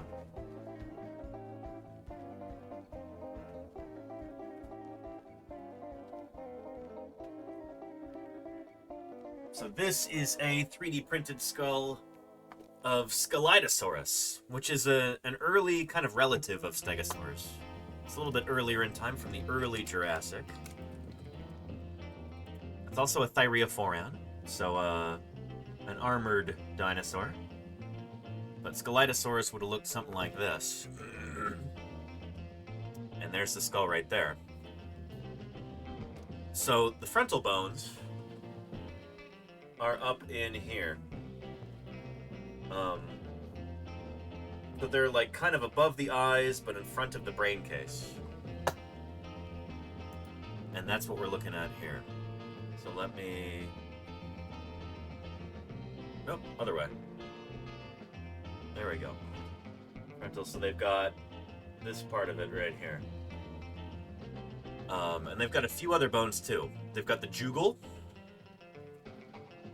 So jugal is kind of a cheekbone right here. They've got a maxilla, it looks like, but no teeth. maxilla is one of the tooth-bearing bones. There in the front, and apparently they've got part of the dentary as well. No teeth, unfortunately. But stegosaur teeth are not super informative anyway. They're kind of simple and leaf-shaped. So I guess we're not missing that much by missing the teeth. Yeah, and it's funny how their reconstruction of the skull is pretty similar to that of this guy. Stegosaurs and Scelidosaurs seem to have come from the same ancestor. Not too long before this guy would have evolved, so it makes sense that they have kind of similar looking skulls, you know? Yeah. Yeah. Well, let me catch up to chat here with any questions or anything. And Solvotrode says, given that birds are dinosaurs, why would evolution go from a powerful jaw with an unlimited amount of teeth to a beak? Solvotrode, great question. It's happened a bunch of times in non-bird dinosaurs, too. You've got different groups of dinosaurs that end up losing their teeth. Really spectacular, spared no expense. And thank you, Dinosaur Dave, for gifting Sweet Potato Saur. They have given Appreciate that, Dinosaur Dave. Thank you, thank you. Channel.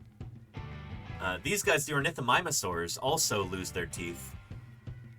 When you're kind of turning from a meat eater into a browsing herbivore, you tend to reduce your number of teeth or sometimes lose your teeth altogether.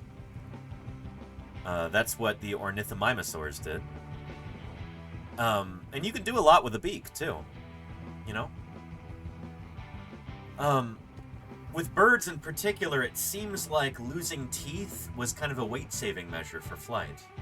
When you're a bird whose existence kind of depends upon, you know, flying around to catch your food, to escape from predators, to move from one place to another, you want to reduce weight in as many places as you can, and so getting rid of teeth would have been a huge advantage there, if that makes sense. Yeah. Yeah. And let's see here. I hope they did histo because I learned. There we go, Cosmological Kev. Yeah, histology. Absolutely. Yeah. And DM Wing says that feels like a weird transition to go from teeth to no teeth. It happens again and again. You get it in other groups of dinosaurs like in Therizinosaurs. So Erlikosaurus is one of my favorite examples of this. We have an excellent skull from it. But Therizinosaurs had meat-eating ancestors, and then they went vegetarian. I can relate. So they went from carnivores to herbivores. And in the process, they lose most of their teeth. I'll show you.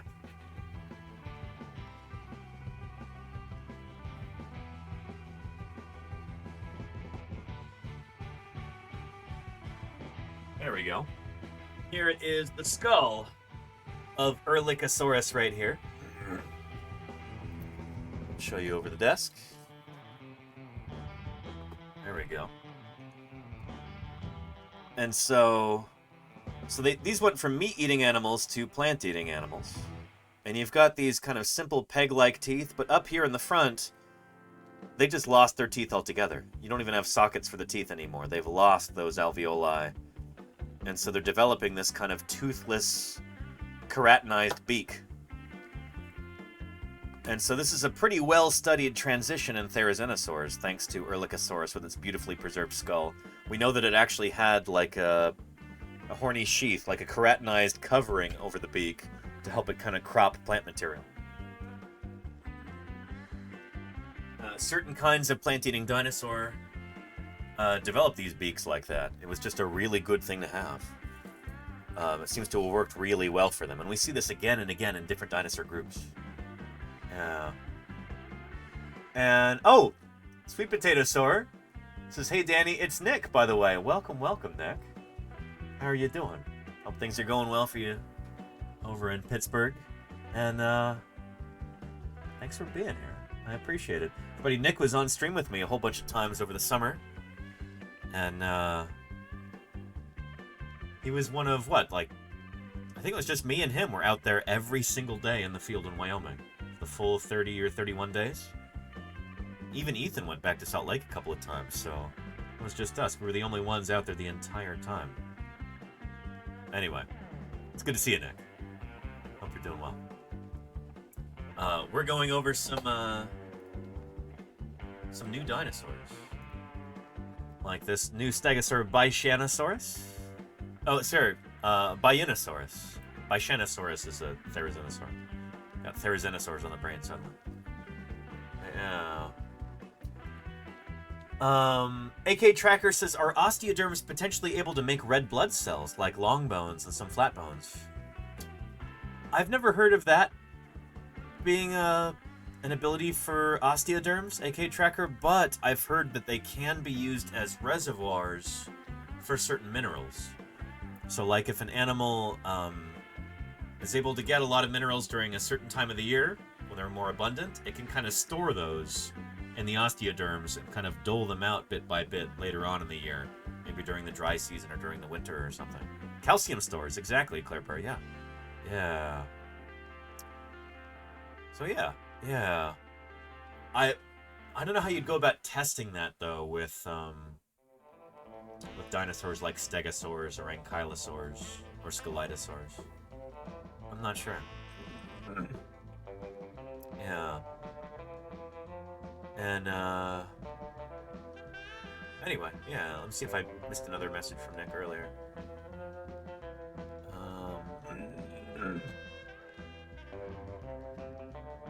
Let's see. An isolated... Yeah, we were talking about ontogeny and how that affects species counts. Could this also be tried with male and female dinosaurs? Maybe skeletal structures were different? As far as we can tell, isolated, male and female dinosaurs had pretty much identical skeletons. Every time that anybody's tried to find what we call sexual dimorphism, so like females and males being different in dinosaurs, in terms of their skeletons, skeletal structures, they've always come up short. Which is not super surprising, because with birds, male and female bird skeletons are pretty much identical. The only real major difference is in size. In some bird species, the males are larger, and in some bird species, the females are larger. And in many species, they're roughly the same size. But that's not really a reliable indicator in the fossil record, because when you find a big dinosaur skeleton, does that just mean that it's a full-grown adult? Is it just a large female or a small male or what, you know?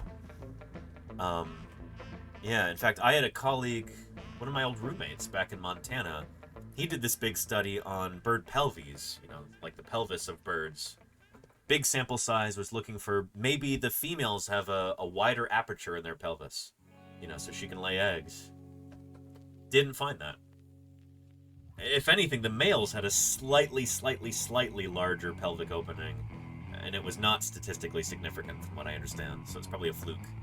But, yeah, bird skeletons, the males and females have identically shaped skeletons, it seems. And so it's maybe not super surprising that we haven't been able to find any reliable differences in male and female dinosaurs. So, yeah. Anywho. Yeah. And Axeman says, does that make it possible that dinosaurs could have had the ability to reproduce asexually or change sex? It is possible. Up until a couple years ago, I would have said probably not, but... Gotaval Jimmy, thank you for the follow. Somebody's excited for the stream. Thanks for following.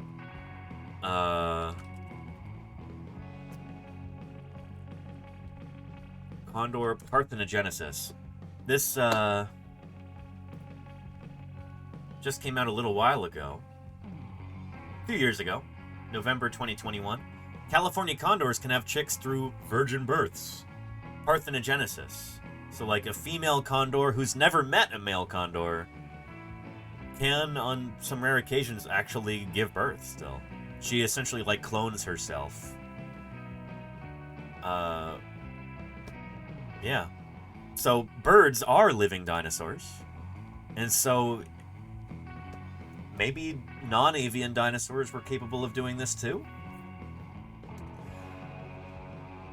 I don't know. It's hard to say. But yeah. Yeah.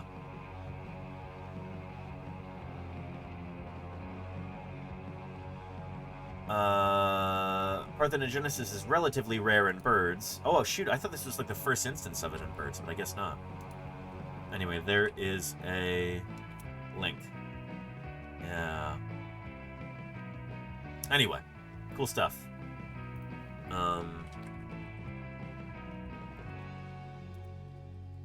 Parthenogenesis in birds. A review from PubMed. There we go.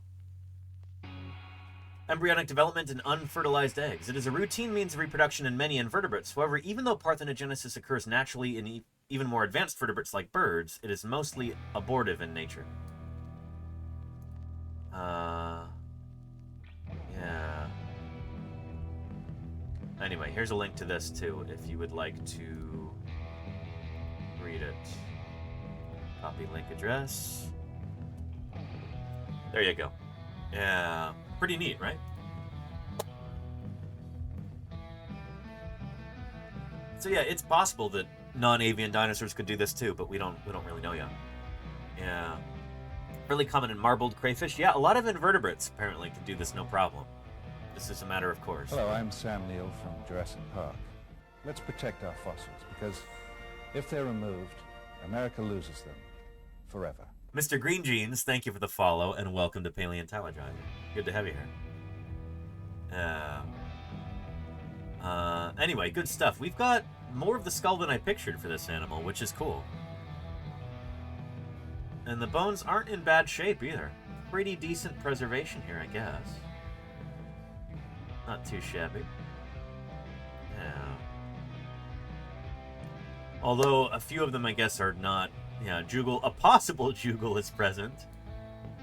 So they're not totally sure if that is the jugal there.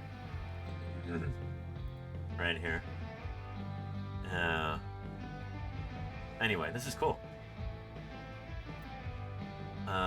2 complete teeth have 7 denticles on either side, 2 apical denticles. So we do have some teeth from the critter too. Excellent. Very nice. And yeah, kind of your typical stegosaur teeth. They're sort of vaguely leaf-shaped. Not super diagnostic.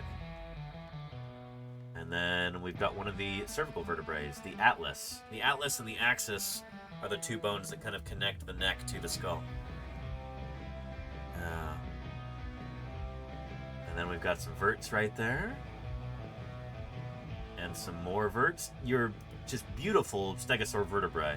Stegosaurs tend to have these really tall vertebrae like this, which makes a lot of sense. If, I don't know, stegosaurs seem to be kind of obsessed with, like, having tall backs. You got these big osteoderms on top, and their neural spines are pretty long, and their vertebral center, the neural arches are really squished out like this. And so, yeah, if you ever see a vertebra that looks like this, chances are it's a stegosaur. They're a little bit squished and smushed, which is why they seem so, you know, asymmetrical here. That's due to diagenesis. It's just how they're fossilized like that, crushed by the overlying rock a bit. Yeah, and then we got some caudal verts from the tail. Pretty cool. So, in a cladogram here, and I like that they've got time on this too. Baenosaurus, our new stegosaur, comes out right next to Isaberisaura, who I think is from Argentina?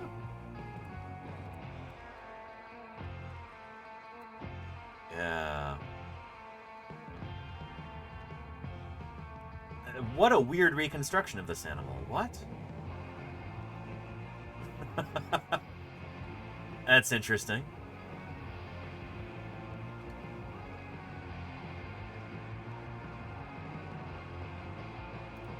This is thought to be a stegosaur, right? Yeah. Yeah, okay. Although initially classified as a basal neornithischian, subsequent analysis has allied it with Stegosauria. So the skull looks to be Stegosaurian, and I would agree with that. Based on that skull, the teeth are also pretty Stegosaurian looking. Yeah. Anyway, weird critter. I doubt it really looks like that. It probably looks more like a typical stegosaur than whatever's going on here. Yeah. And Isaiah, how are you doing? Welcome to Paleontologizing. Yeah, good stuff. So there's a reconstructed skull right there. Comparing that with... who is D here? Stegosaurus, okay. Yeah. Yeah. Not a super long paper, but cool stuff. Kind of fragmentary, but it's neat that we've got a new potential primitive stegosaur from the Middle Jurassic of China. So, welcome to the world, Dinosaurus. Let's look at some reconstructions that people have done of it before we move on to our new ceratopsid.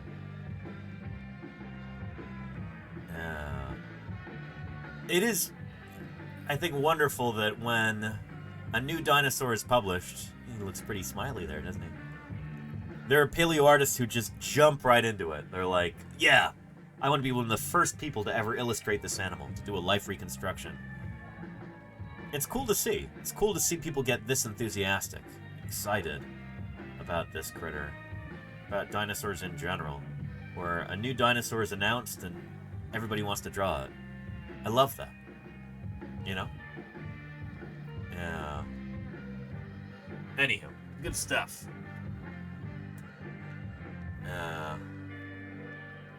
And Chilihead says, hi, what about dodos? What about dodos? Welcome to Paleontologizing. We are talking about some brand new dinosaurs today. And I want to make sure that we've got time to talk about this new critter, this additional new critter, that made quite the splash while I was out in the field. Again, for anybody just joining us, I recently got back from field work in Wyoming, where I was out there for more than a month with friends and colleagues, volunteers, and other paleontologists. We were digging up some new dinosaurs in the late Cretaceous Almond Formation. I tried to stream pretty much every day out there, which was awesome. But that was really my only internet connectivity for the whole summer. So there were several new dinosaurs that had been published that I didn't really have a chance to look into or read the new papers of or anything like that. So we're catching up right now. We're doing that before I go back out to the field in a couple weeks. We've got another brand new dinosaur to discuss, our last one. This is from like June 12th or something like that. It's called Lokiceratops. We're going to get into it right now. Let's do the fossil news stinger first.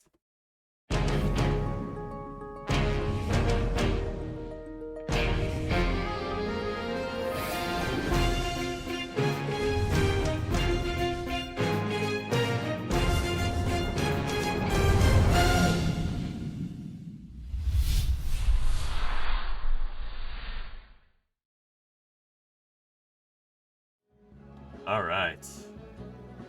Lokiceratops. Let's get into it. I heard about this from multiple people the day that it came out. I was getting texts about this. Jim Kirkland called me to discuss it for a little while. That was a lot of fun. And my mom even called me at one point. She's like, Danny, I saw you in the newspaper. I'm like, wait, I'm sorry. What? Mom, what are you talking about? She goes, no, in the New York newspaper, I saw you. I'm like, what New York newspaper? What are you talking about? She's like, you and Denver Fowler were in the New York Times. You found a new dinosaur. I'm like, Mom, what? What are you talking about? And then,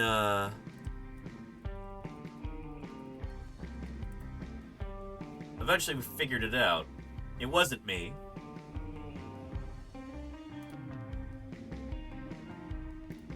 But, here's the article. It's cool that it actually made the New York Times. I'm gonna say right off the bat, I'm not necessarily convinced that this is actually a new dinosaur. I suspect it might be the same animal as Medusaceratops and possibly Albertoceratops as well. But this kind of gets into some almost fundamental disagreements that different groups of paleontologists have about dinosaur evolution in the late Cretaceous of North America. So this is going to be some exciting stuff. This is some inside baseball, paleontology attention. And Wombat Hole, thank you for gifting Isaiah. I appreciate sub that. to Isaiah 015 Yeah. 2015.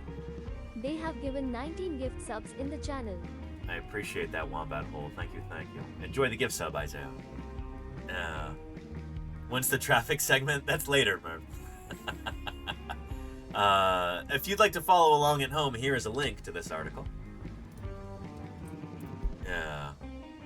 Lokiceratops, a horned dinosaur, may be a new species. And I like that New York Times is kind of hedging their bets about this. I think they interviewed Denver Fowler about it. My old crew chief, somebody I've spent years with in the field. Researchers analyzed a skull found in Montana of a plant-eating member of the Ceratopsian or Ceratopsid family.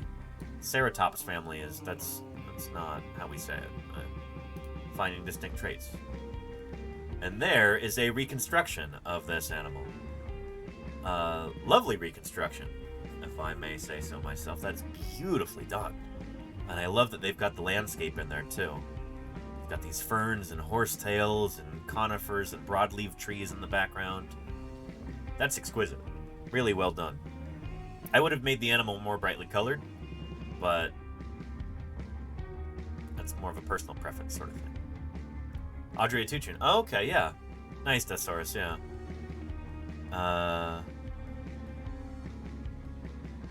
No, apparently it's Sergei Krasovsky. Huh. Anywho. Oh, and Asher Elbing. Yeah, he does good work. Author for this. In the late Cretaceous period, a remarkable flowering of horned dinosaurs occurred along the coastal floodplains of western North America. Two different families, each sporting every imaginable combination of spikes, horns, and frills, diversified across the landscape using their headgear to signal mates and challenge rivals. And when we're talking about this, these are horned dinosaurs.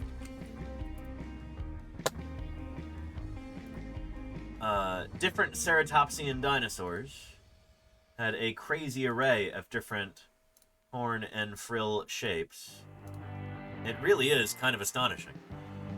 The chasmosaurs and the centrosaurs and some earlier protoceratopsids as well, or non-ceratopsid ceratopsians.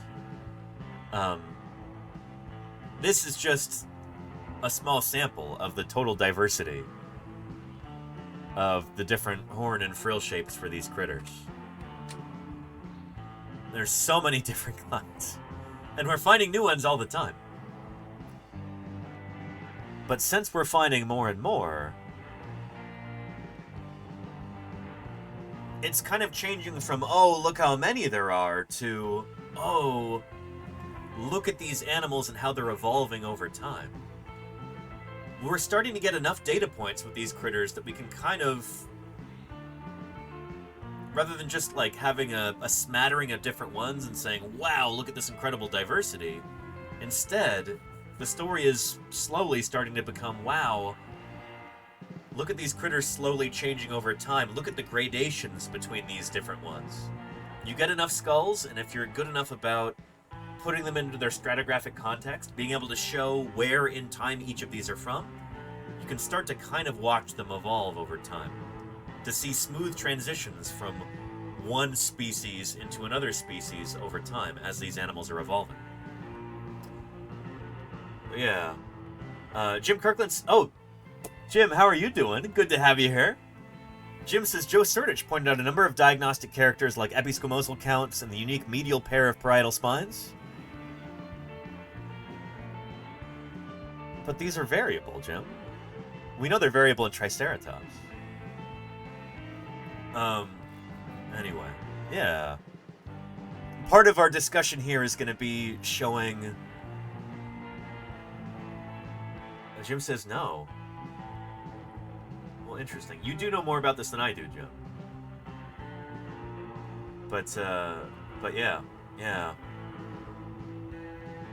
And Das Fuster says, would such a rich history of evolution also equate to an equal or near evolutionary explosion in predators? Potentially, but they're not the predatory dinosaurs who are eating these guys, namely like tyrannosaurs. They're not as extravagant in their headgear or anything. But they do seem to to also show some interesting evolutionary patterns. But that's also controversial, too. Oh, man. There's controversy all around this. It's what makes part of this so interesting. Yeah. And Jim says I say again no. That's interesting. I'm not 1,000,000% convinced, Jim, that the like epi count for these is 1,000,000% reliable, because some of them almost look like they fit together, you know? But yeah. Anywho, yeah. Anyway, let's get back to the article. And we'll also talk about faunal endemism too, this hypothesis that we were, in a way, kind of trying to test out there in Wyoming. 78 million years ago, or 78 million years later, rather, members of that ancient profusion are still turning up, leading to a modern boom in discoveries. The newest, described on Thursday by a team of researchers in the journal PeerJ, which thankfully PeerJ is an open access journal, so we'll be able to take a look at that. Anyway, the newest one is Lokiceratops rangiformis, a 5-ton herbivore with spectacular curving brow horns and huge bladed spikes on its meter-long frill. The researchers argue that this is a new species, and with others like it, suggested the area from Mexico to Alaska was full of pockets of local dinosaur biodiversity. Other experts, though, contend that there is not enough evidence to draw such conclusions based on one set of remains. Spoiler alert, to the extent that I do have a horse in this fight, which I really don't. That's kind of my suspicion. Anyway, we'll talk about it. The skull of the dinosaur in question was discovered in 2019 by a commercial paleontologist, so like somebody digging up fossils to sell, on private land in northern Montana. It was acquired by the Museum of Evolution in Maribo, Denmark. They saved it by purchasing it, so now it's available in perpetuity for scientists to look at it, said Joe Surdich. The world's first armored tank, you might say. And Vike213, thank you for the follow. Welcome. Thin, bony plates. And yeah, Jim, I've read Denver's peer review. We're going to be looking at that too, Jim. Yes. I'm excited to do that. Yeah. So Joe, I guess, is now at the Smithsonian Tropical Research Institute in Colombia? Ecuador? No. Panama? I think it's Panama. And he's an author on the study. We couldn't write a paper on a fossil sitting in a rich person's living room and being treated as art. Good point. Kudos to Joe for getting that quote in there. Excellent. Kudos to the author and the editor for putting that in there, too. The team of researchers initially believed they were working with the remains of a Medusaceratops, which... more on that later. I think that might be the case. But they clearly don't think that. So we'll hear them build their case for that. But as they clicked together pieces of the shattered skull, they began to notice differences. The animal lacked a nose horn. Which is weird, because when you look at the paper, they're like, oh, it might have an incipient nose horn there. The brow horns were hollow. Then there were curving, paddle-like horns at the back of the frill, the largest ever found on a horned dinosaur, and a distinct asymmetric spike in the middle. That's when we really started to get excited, said Mark Lowen, paleontologist at NHM in Utah, the Natural History Museum in Salt Lake City, and an author of the study, because it became clear that we had something new. So there's Mark Lowen right there, and then who's that on the left? Brock Sisson on the left. But then they are looking through the fenestre there in the frill of this this horned dinosaur. So the parts that are there in this kind of light color, I think are sculpted. And the parts, these look like they're actual bone right here. The parts that are kind of darker. So this skull has been reconstructed, obviously. But yeah, pretty neat. That's a great photo. I love that. That must have been tough to get, too. How do you get that high up in the air? Maybe they had a scissor jack or something, or some scaffolding to take the photo from. And then there is a reconstruction of the skull of this animal. And it's really funny in that, like, clearly this critter is I don't know. I love that this is so asymmetrical.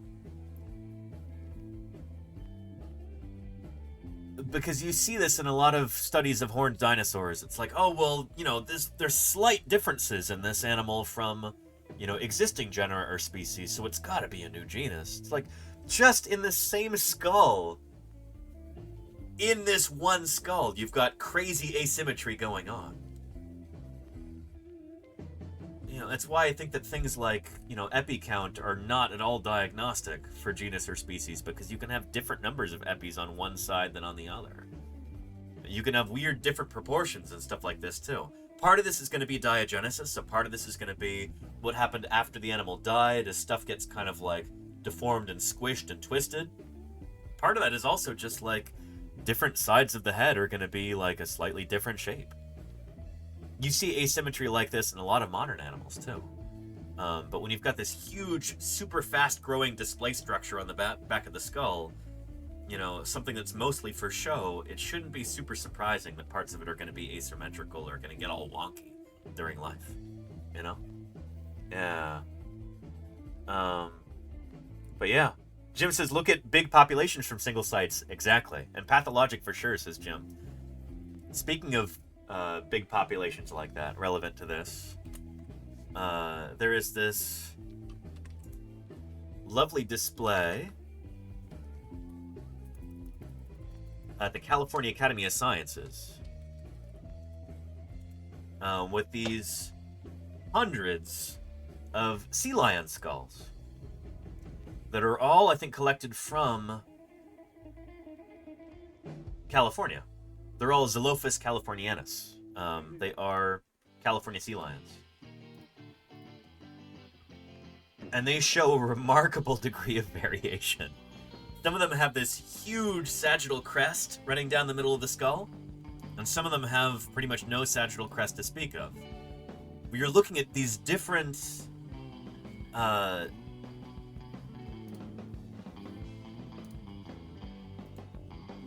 like sources of variation here.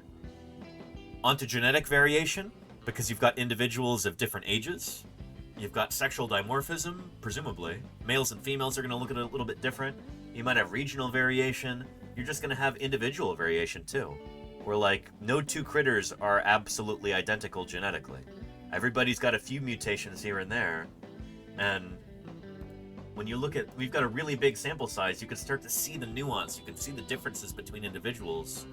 If you only had 2 of these skulls, oh, and it's funny too, because here they actually snuck in some other mammal skulls in here too. So there's some kind of ungulate, an artiodactyl in here. They did that as like a little Easter egg thing when you're there at the museum. It's like, can you spot the ones that aren't sea lion skulls? So they have this ungulate there. They have, I think, a boar or a javelina or something. I think they have a tiger skull in there too. But anyway, so if you were looking at that and going, what? Like, they did sneak another animal skull in there, almost as a joke. But, yeah. This is why it's good to have big sample sizes if you can get them. We're usually not so lucky with dinosaurs. We've got very small sample sizes. Oh, and hello. Geo Jim. It's good to have you here. Welcome to Paleontologizing. 2006 and their 10 raiders are about to get flattened by dinosaur content. Geo Jim, how did your stream go? What kind of geology were you talking about today? I hope it was real good. Welcome back to Paleontologizing. As you can tell, I am back here in my office in the San Francisco Bay Area. I've got a bit of shore leave, I guess, before I go back out to the field. But I'm going to be in Utah in like 11 days now. Back out doing field work in the earliest Cretaceous Cedar Mountain Formation with Utah State paleontologist Jim Kirkland, who is currently in the chat. We are once again graced by Jim's presence. Anyway, Jim, I hope you had a wonderful stream. Tell me what you got up to. I'd love to hear about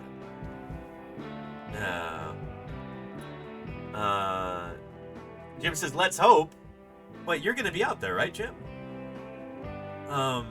Or you mean let's hope that it's earliest Cretaceous? Yeah. Anyhow.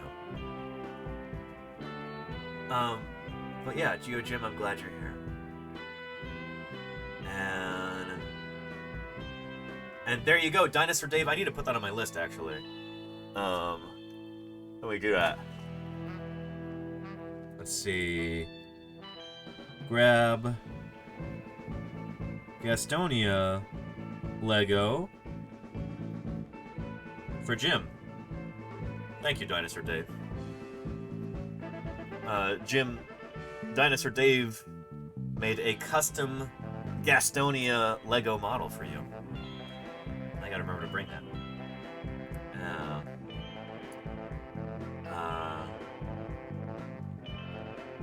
Anyhow.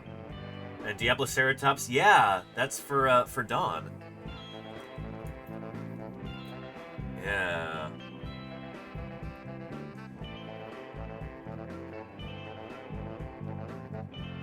Plus Diablo for Dawn. Excellent.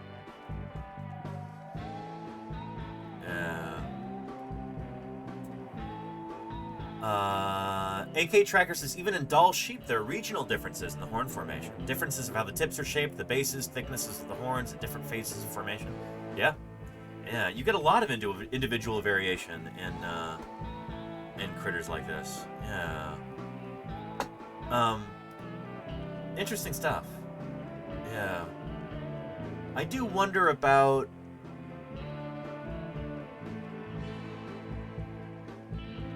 Yeah. I don't know. I kind of hate to say it, but there are shades of Nidoceratops in here.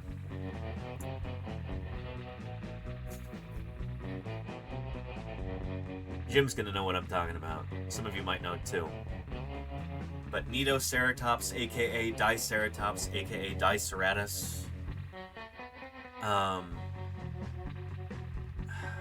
Yeah. Murph wants to know, is it abnormal for a frill to be separated from the rest of the head? No, that can happen a lot of times after death, Murph. Yeah, absolutely. But,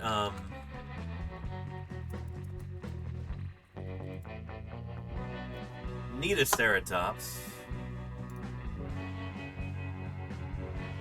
is a particular specimen of ceratopsid dinosaur from, I think, the Lance Formation of Wyoming.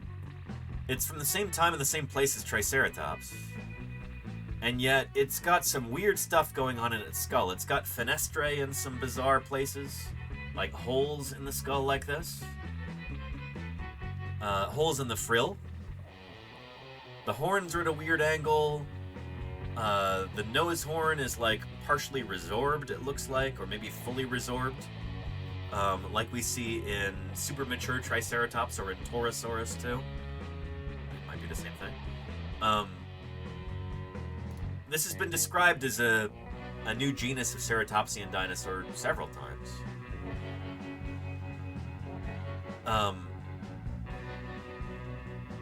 But yeah, there's Triceratops and Nidoceratops right there, side by side. But this is one of those examples where it's like, this is probably an individual that has several pathologies. Maybe it had some sort of a bone disease, something developmental going on. Something's weird about it. Could even just be, you know, mutations or something like that. Hard to say. But is this actually a new species? Or is it just kind of a weird, wonky individual? With Lokiceratops, we know there's weird, wonky stuff going on with it. Is that because it's a new species? Or a new genus? Or is it more of an individual variation kind of a deal? Yeah. Jim says, count epis like Triceratops.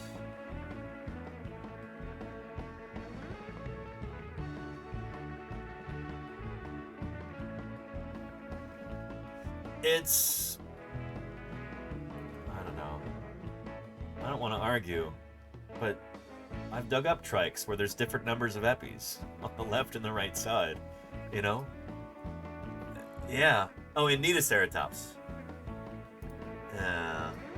Let's see, can we get a good view of it? We can count those epis? 1, 2, 3, 4, 5, 6. Visible there. I'm guessing there's a 7th behind the horn. 8. And then you've got the 9th one along the sagittal plane. 1, 2, 3, 4, 5, 6, 7, 8, 9, 10 on the left side. Could be counting them wrong. Or, yeah. You know? I guess that's kind of my point, is that these things are sort of subjective. You know? Yeah. Anywho. And Spinonicus Art, I am indeed back home. Good to have you here. Welcome back. So yeah. Because the skull was bound for a museum in Denmark, the team named the animal after the Norse god Loki. It really does look like the helmet that Loki wears, Dr. Lowen said. Interesting. Huh.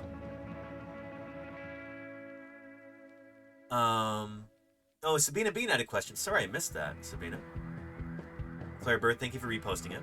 Aside from those desperate to name a discovery,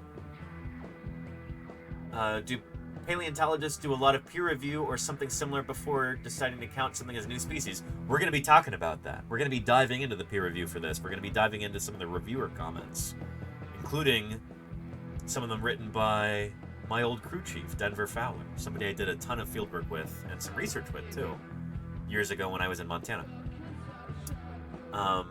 Is the amount of freedom in terms of what's considered a new species that is causing somebody to turn out to be a previously discovered dinosaur? It depends on your point of view.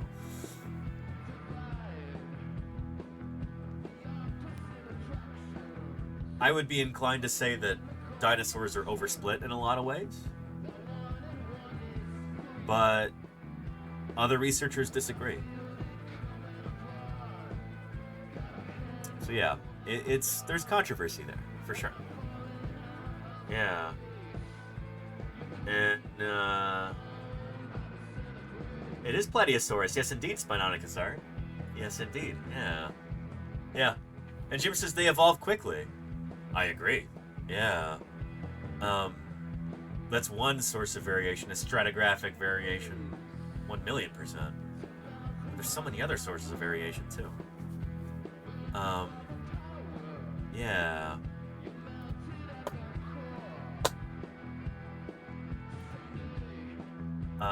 Anywho. Let's get back to the article here. Then we'll jump into the actual paper and the reviewer comments. So the discovery sheds light on the evolution of North America's horned dinosaurs, Joe Surter said. During the late Cretaceous, the continent was split in half by an inland sea. So what we're looking at there is, you know, actually, Jim sent me a text with a really good graphic here, so let me find that. Even better than the one that I was using. Because the timing on it is better.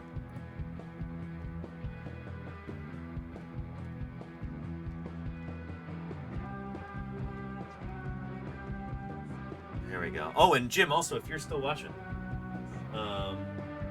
I scooped up that book, like you suggested I do, so I am really excited to read through this.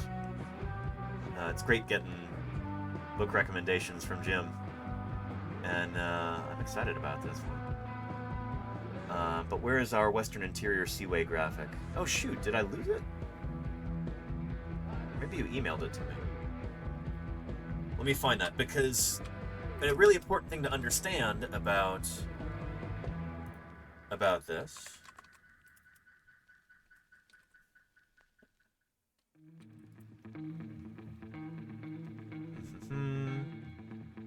better seaway diagram. There we go. Oh, it's a little small, but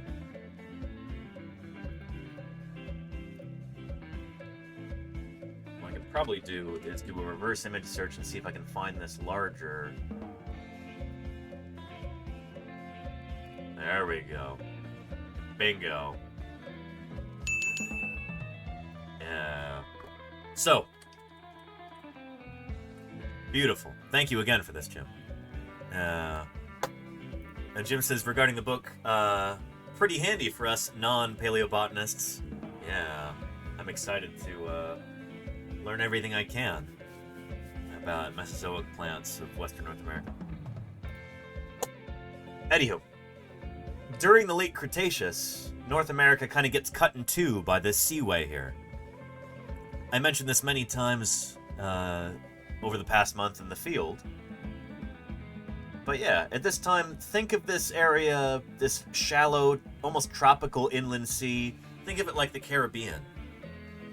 Or to a lesser extent, maybe think of it like the Mediterranean today. Kind of this shallow sea that's inundated this area, and you've got all these little islands here, and yeah. There's an idea that a lot of dinosaur paleontologists are promoting this idea that you've got what we call faunal endemism up and down Laramidia here. Faunal endemism just means that you've got different populations of dinosaurs that are reproductively isolated as you move up the coast. So you'll get down in the south, you'll get like a Guhoceratops, you get Pentaceratops here, you move up, you get Chasmosaurus and Vegaceratops up here in the north, and they're kind of separated from one another. They're each living in their little enclaves up and down the coast. They're all living at the same time, but somehow they've become reproductively isolated. So you get endemism, different endemic species separated from one another up and down the coast like this. There's another line of thought that what we're seeing here is not different dinosaurs at the same time. What we're seeing instead is that those dinosaurs are actually separated by time a little bit. And you might have the same species ranging up and down the coast, but it's as these animals are evolving so quickly, you know, you can be off by just a few 100,000 or a few million years, and suddenly they look different.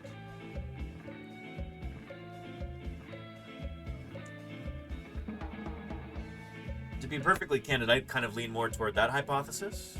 I spent a lot of time with Denver Fowler out in Montana and in North Dakota early on, and he's had me pretty well convinced of that idea. But the thing is, it doesn't have to be just hunches. This is science, you know? There is a correct answer to this, and we will figure it out with more evidence. We might have hunches, we might have different opinions, but at the end of the day, we will figure it out.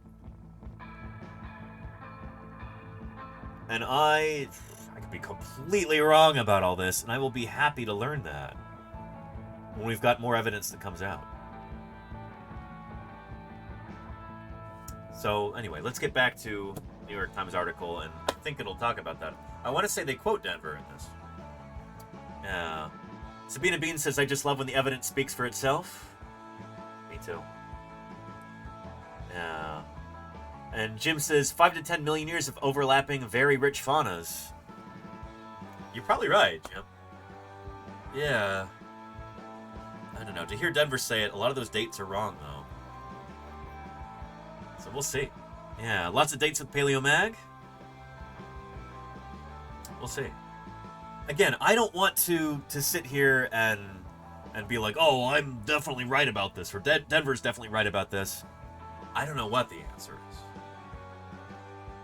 This is an ongoing controversy, and to make it perfectly clear, I think Denver and I are probably in the minority for this.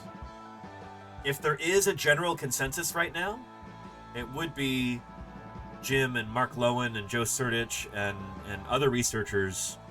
Faunal endemism is probably the kind of, I'm not going to call it the null hypothesis, but that's probably the, if there is a consensus view, it's probably that. So I want to make that very clear here. I'm not going to say that non-faunal endemism is a fringe idea, because I don't think it's fringe, but it's not the general consensus view right now. So I want to make that disclaimer. You know, when we're on a new scientific frontier like this, we don't have a ton of information yet. Stuff can change pretty quickly. And there are controversies, there are disagreements, there are differences in opinion among different researchers when we have this little information so far. That's to be expected in science. Hopefully 10, 20, 30 years from now, this will be settled. But it hasn't happened yet, you know? Yeah, and again, I'll be happy to be wrong if it turns out that, you know, that we find out what's actually true and it's not what I suspect. That's awesome, because it means that we've actually figured out the truth, you know? Yeah. But yeah.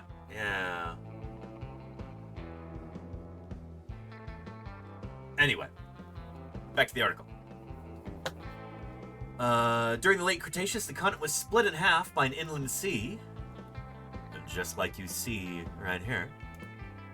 Two groups of horned dinosaurs ranged from the western continent of Laramidia, Chasmosaurians. That is, there we go. Chasmosaurians are these guys with the kind of more rectangular shaped frills, longer frills. And then you have the Centrosaurians. There's a number of differences that distinguish them, but broadly speaking, these guys tend to have shorter, more rounded frills. And they kind of tend to emphasize the nasal horn more than the brow horns. These guys tend to emphasize the brow horns more, although there are exceptions. Chasmosaurians, the family that eventually gave rise to Triceratops, tend to appear in the southern half of the subcontinent, while Centrosaurians, the family that Lokiceratops belongs to, generally are found more at the north. Lokiceratops is the fourth Centrosaurian found from its Montana ecosystem, which is way more than I would expect to see. We'll talk about that too. Remains of these species have not been found in other parts of North America, fitting a broader pattern of horned dinosaur diversity in the West, the researchers say. We're not finding animals that lived in Canada or Utah, or animals that lived in Utah in New Mexico, Dr. Lowen said. The team suggests that dynamic might have been driven by sexual selection. That's not what sexual selection means, though. Oh boy. The team suggests that dynamic might have been driven by sexual selection, with different populations of female horned dinosaurs developing specific aesthetic tastes that drove explosions in local species evolution. But that's misusing that term. That's not what sexual selection means. Sexual selection requires sexual dimorphism, which has not been demonstrated in these animals. That's the way that Charles Darwin originally defined that term. That's just, like, I'm sorry, but that's not how you use that term.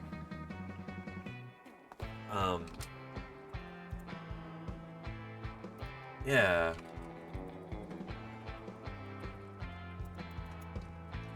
If you want more information about this, Kevin Padian's got a wonderful talk about it up here on YouTube. And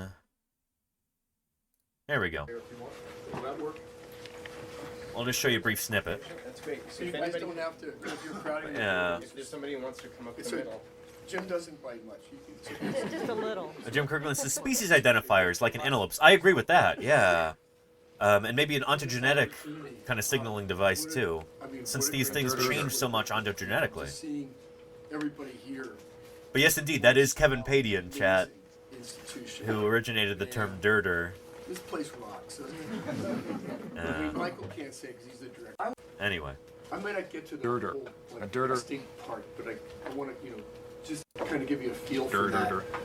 And it's, I'm not going to tell you what to think about sexual selection. I'm not going to tell you I'm right or other people. I want to tell you what people think, what they have thought, what Darwin meant by sexual selection when he invented it, why he invented it, why he wrote a book called The Descent of Man and Selection in Relation to Sex, which does not seem to follow for most people.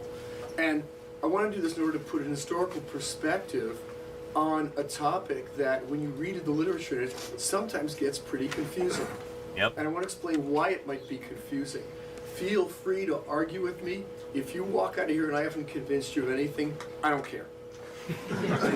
I just want to show you some of the background on this, because I got into this because I was looking at people writing This is about it. This is the horizon, which marks the extinction of the dinosaurs. Jack's Facts. Below this level, and out in here, Welcome, there are welcome. dinosaur fossils.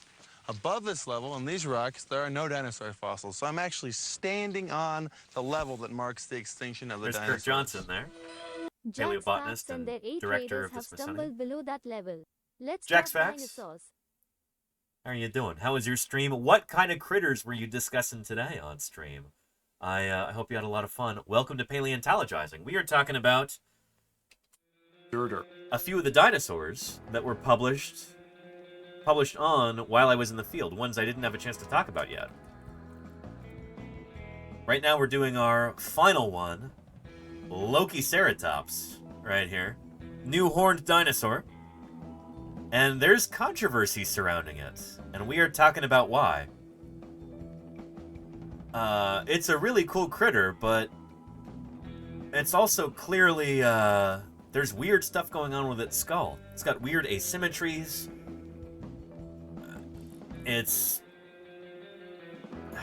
Yeah. And apparently it's named because of... Who's that? Is that supposed to be Loki there? The horns? Those look more like the horns of a juvenile Triceratops that are curved backwards like that.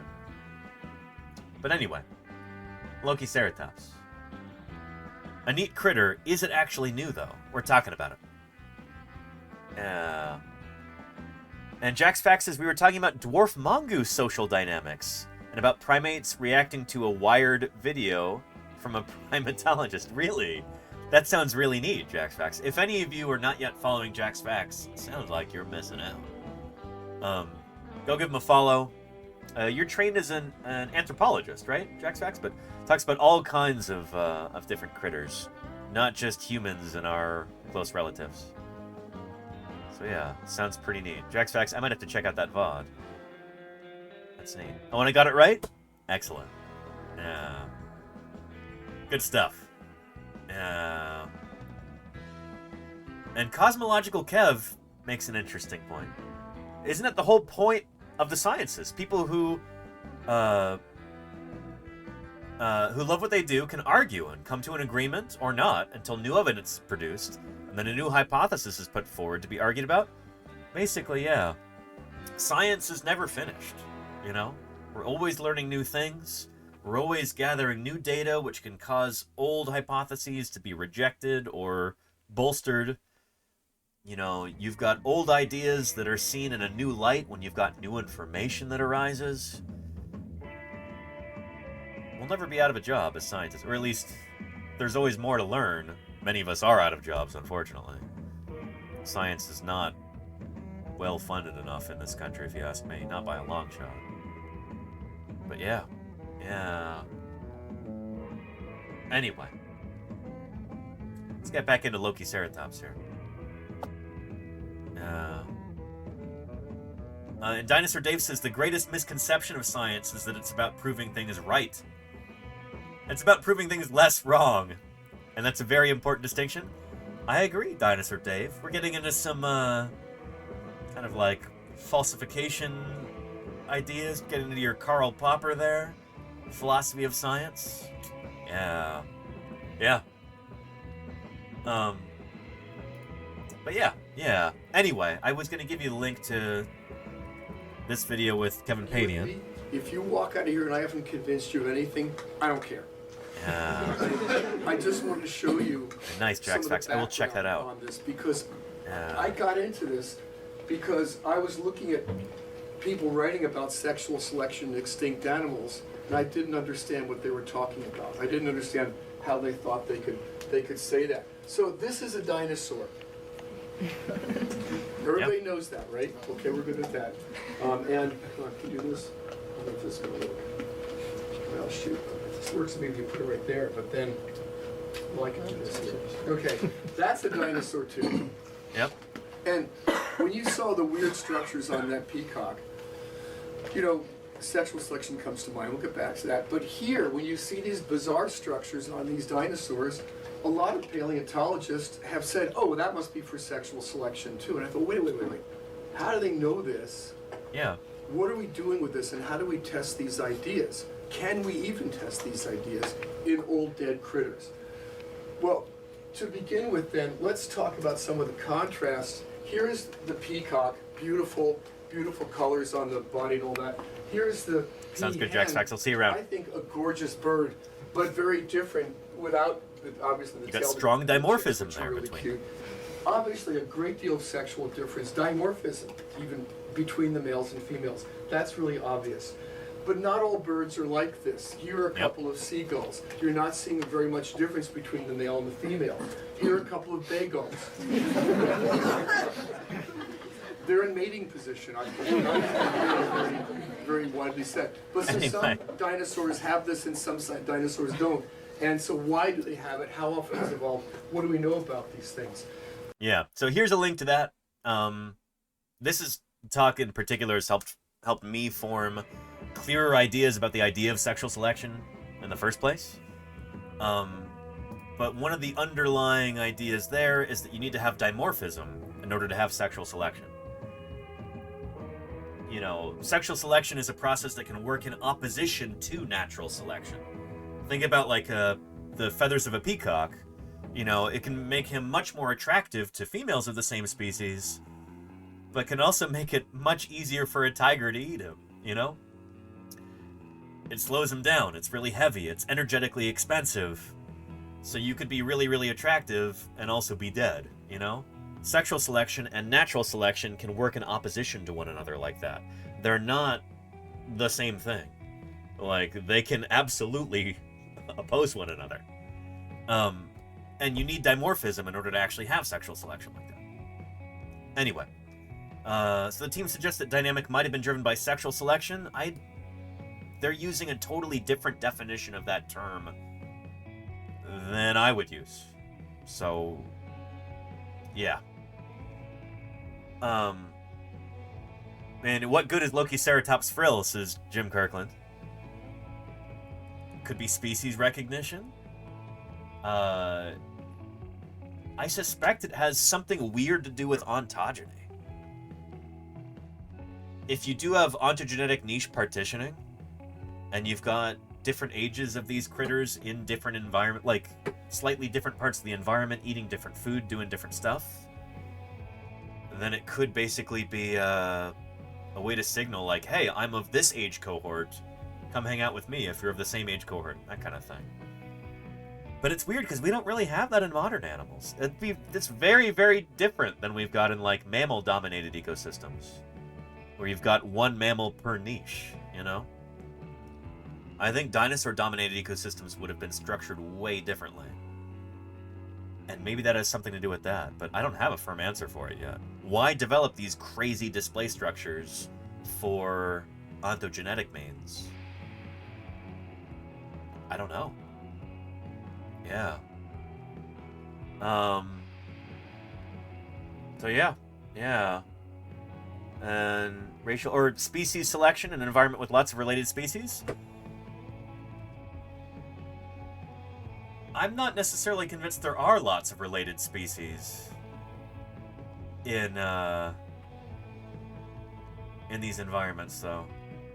You've got your Chasmosaurians and your Centrosaurians, usually coeval, living side by side. But yeah, I don't know. Again, it goes back to this like fundamental disagreement about how diverse are these critters, you know? But yeah. And DM Wing, ontogenetic niche partitioning, yeah. Younger of larger species filled niches, exactly, DM Wing, yeah. In modern ecosystems, that process has led closely related birds of paradise to develop different displays while sharing ecological niches. Yeah, but they're wildly disparate. Like, birds of paradise show really, really strong sexual dimorphism, and we don't see that in dinosaurs. We just don't. Unless we're completely wrong, and it turns out that that Centrosaurians and Chasmosaurians are the same species, but they're just male and female. But I don't think there's hardly any chance that that's the case. They've got post-cranial skeletal differences as well, and other stuff going on with the skull that's not just display, you know. But yeah. Yeah. Anyway. Yeah. By the very end of the period... I do call myself an expert in dinosaur studies. Newsperfish. It's a little presumptuous, but I appreciate the 6 months of support. Thank you for that Prime sub there. Thank you, Newsperfish. It's good to have you here as an expert in dinosaur studies. Risadega wants to know, do dinosaurs have traits they grow into, like how they saw with dogs and puppy paw size? Definitely, yeah. Where, like, juvenile dinosaurs will have really big eye sockets. You know, this is all part of, you know, ontogeny. Different parts of the dinosaur grow at different rates. You know, allometry plays a really big role like that. And so, it's important to consider. Ontogeny. When you're looking at, say, for instance, Triceratops, which is one of the best studied dinosaurs in terms of its ontogeny, they start off with really, really big eye sockets compared to their skull size. Like you see right here. Where that eye socket is probably like 1/6 the length of the skull. And then as the animal grows and develops, you know, it gets proportionally smaller. Stuff like that. Juvenile animals tend to have larger eyes relative to their body size, relative to their skull size. And, yeah, we see this again and again. This is a kind of an outdated diagram here because these are from different stratigraphic stages of the Hell Creek. So Mort, this specimen right here, this is from like the upper Hell Creek, from like just probably a few meters below the KPG boundary. And some of these are from the lower Hell Creek. Like I think this might be, is this SG5? Which would be like Triceratops horridus. It's from maybe like 60 meters below this guy stratigraphically, so from way before in time. Anyway, you have to account for stratigraphy and not just ontogeny. But yeah. But yeah. And AK Tracker says juvenile bears have giant ears compared to their skull and body size. Yeah. Unsurprising. Risa Dego says degus grow into their ears. As babies, they look huge. Yeah. You've got certain features like that in dinosaurs that change too. Although the horns are just tiny little nubbins on juvenile Triceratops. And they're much, much larger in adults.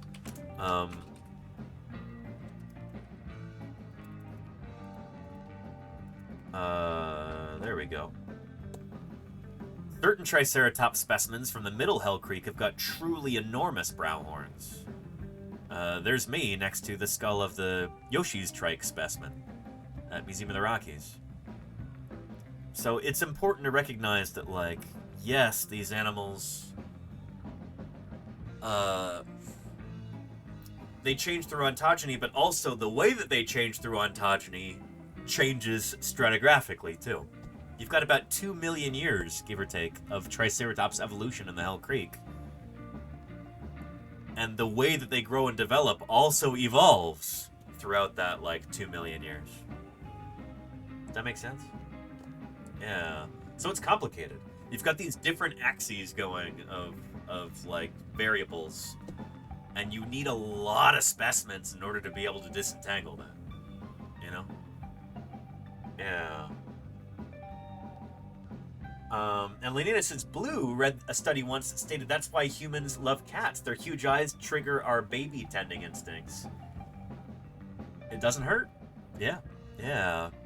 Anytime you want to make a critter look cute, if you're drawing it, or if you're drawing a cartoon or something, give it big eyes, you know? Yeah.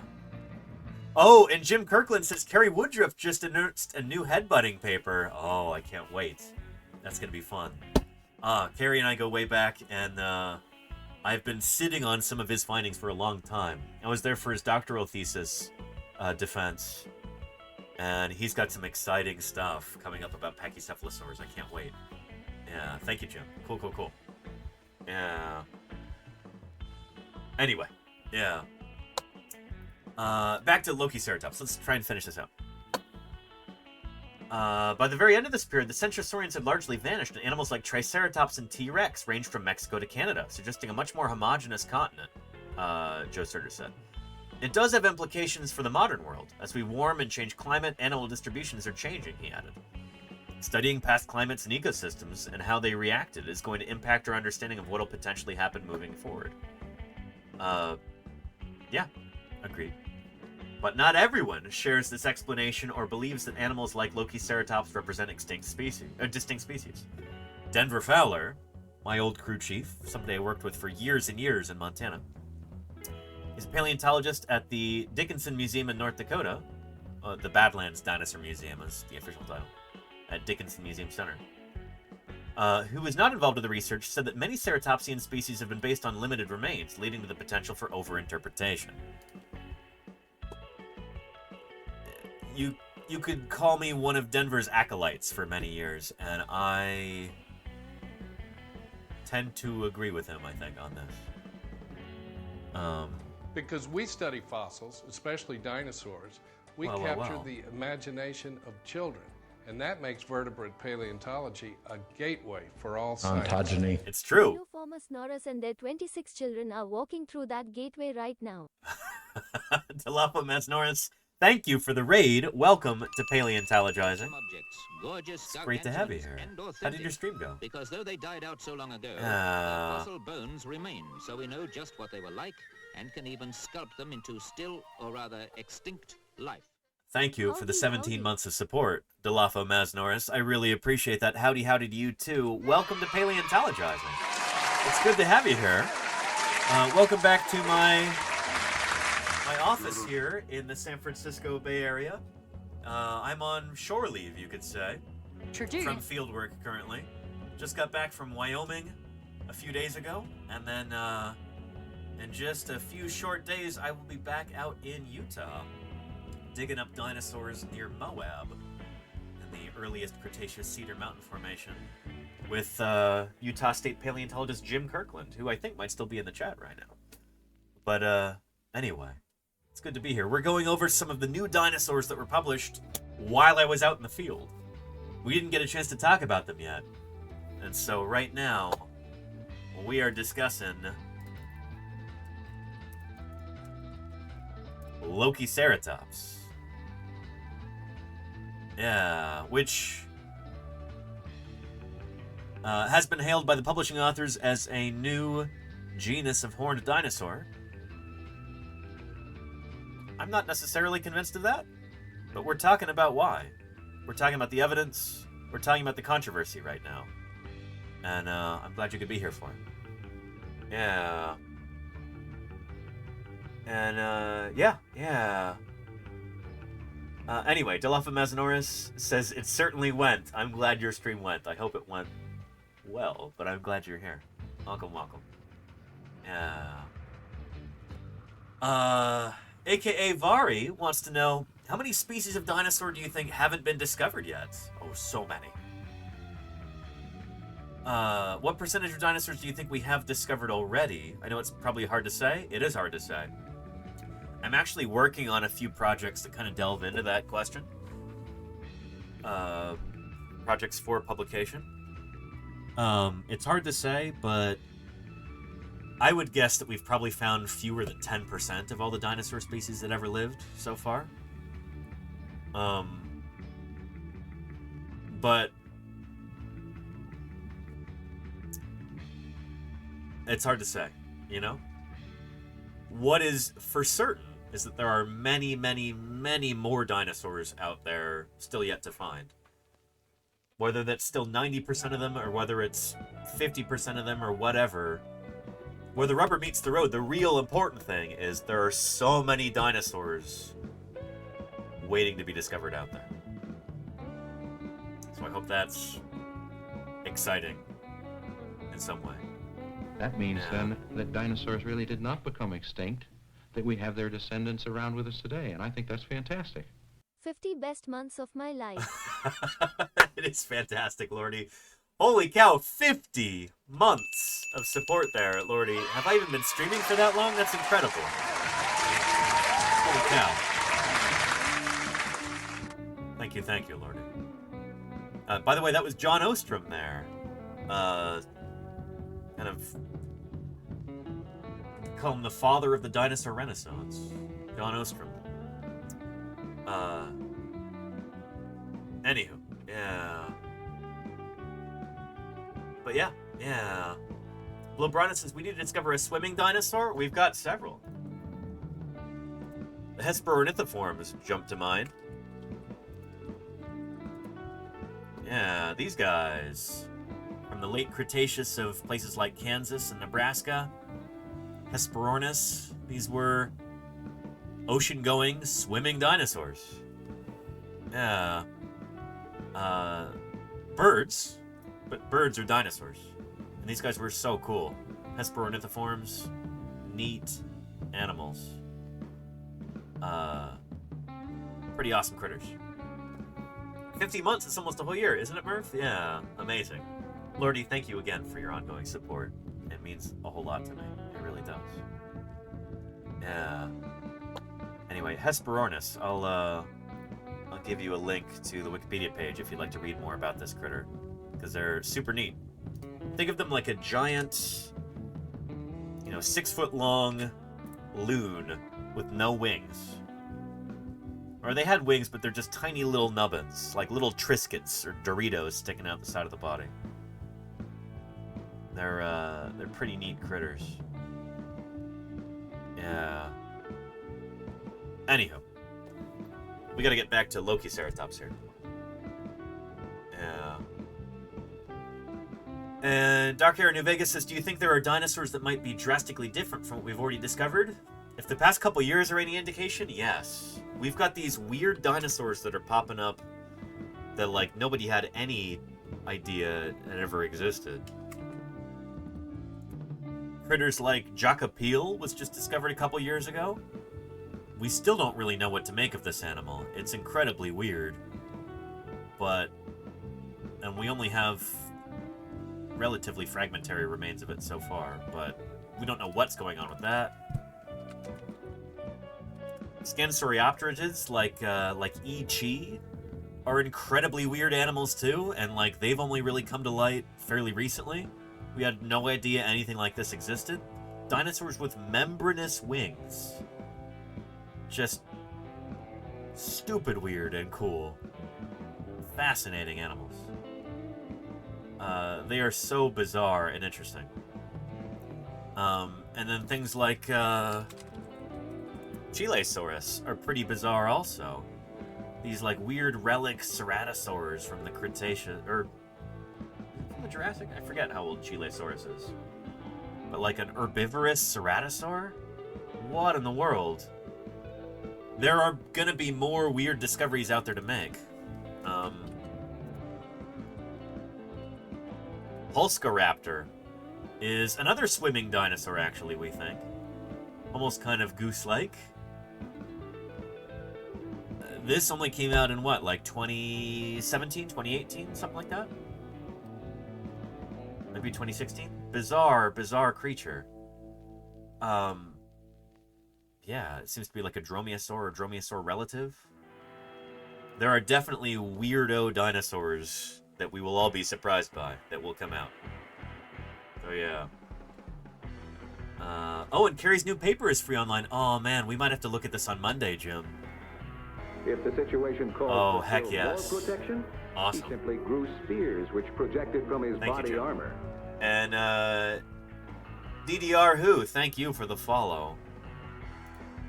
Welcome to Paleontologizing. Save this in my notes app. Harry's new paper. Beautiful. Anywho, let's get back to Lokiceratops here, because I am low-key eager to get this finished.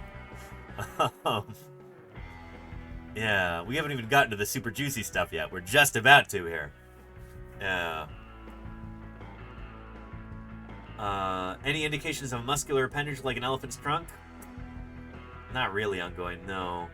I would go into more detail about that, but we really got to finish this. Ask me another time. Remember that question. Ask me another time and we'll get into it. Yeah. And Commander Argo says, every time we discover a new species, it creates more questions than answers? Well, yeah, and then we answer those questions and we just grow our base of knowledge more and more and more. The more questions we have, the more we're learning. That's what's so exciting about all this. Yeah. Yeah. So, not everyone shares this explanation or believes that animals like Lokiceratops represent distinct species. Denver Fowler, my old crew chief, kind of my mentor back in Montana, a paleontologist in North Dakota who was not involved in the research, but he was a reviewer, said that many ceratopsian species have been based on limited remains, leading to the potential for overinterpretation. The hollow brow horns found in Lokiceratops, for example, are also present in the oldest adult Triceratops, he said, while the asymmetrical horn spike on the frill could be a quirk of genetics. A lot of the features here just could be signs of a very mature Medusaceratops, and that would be the more conservative explanation, Denver said. So, Denver, Dr. Fowler, and some of his colleagues favor another proposal. Fewer species with more individual variation that shifted gradually from Mexico to Alaska. As more fossil remains come to light, it will become clearer which differences are significant, he added. It's a spectacular specimen, and it absolutely needs to be described, Denver said. It really helps us to flesh out the fauna. As more remains appear, Joe Sturgis said the teams will be able to test whether Lokiceratops is its own species. I can think of 8 undescribed species coming soon, Dr. Lowen said. I don't think we have 1% of the true ceratopsid diversity that lived in North America. Holy cow. So he thinks that there are 99 species of ceratopsid for every one that's been described so far? That's, a bold claim. Yes, Commander Argo, yes. Jinx. Yeah. And Kleber says, I mean, think about antlered critters. Yes and no. Here's the thing about critters like, say, antelope in Africa. You've got lots and lots of different species, but these guys are mammals. And mammals have a very different reproductive strategy than dinosaurs. You would expect, if you really think about it, you would expect mammal-dominated faunae to look very, very different from dinosaur-dominated fauna.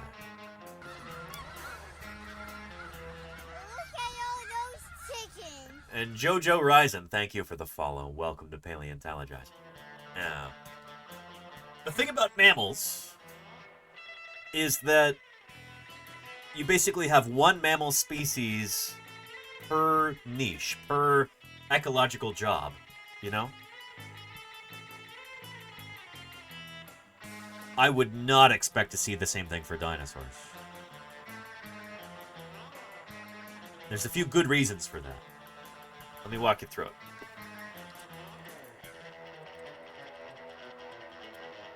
So, dinosaurs did not give birth to live young.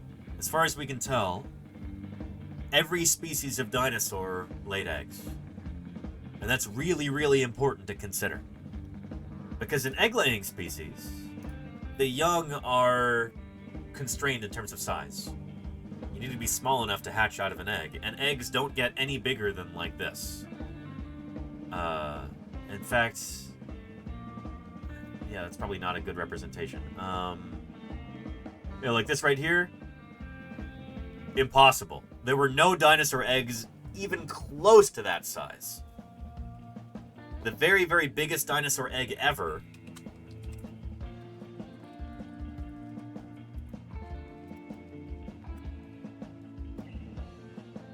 is this, from an elephant bird.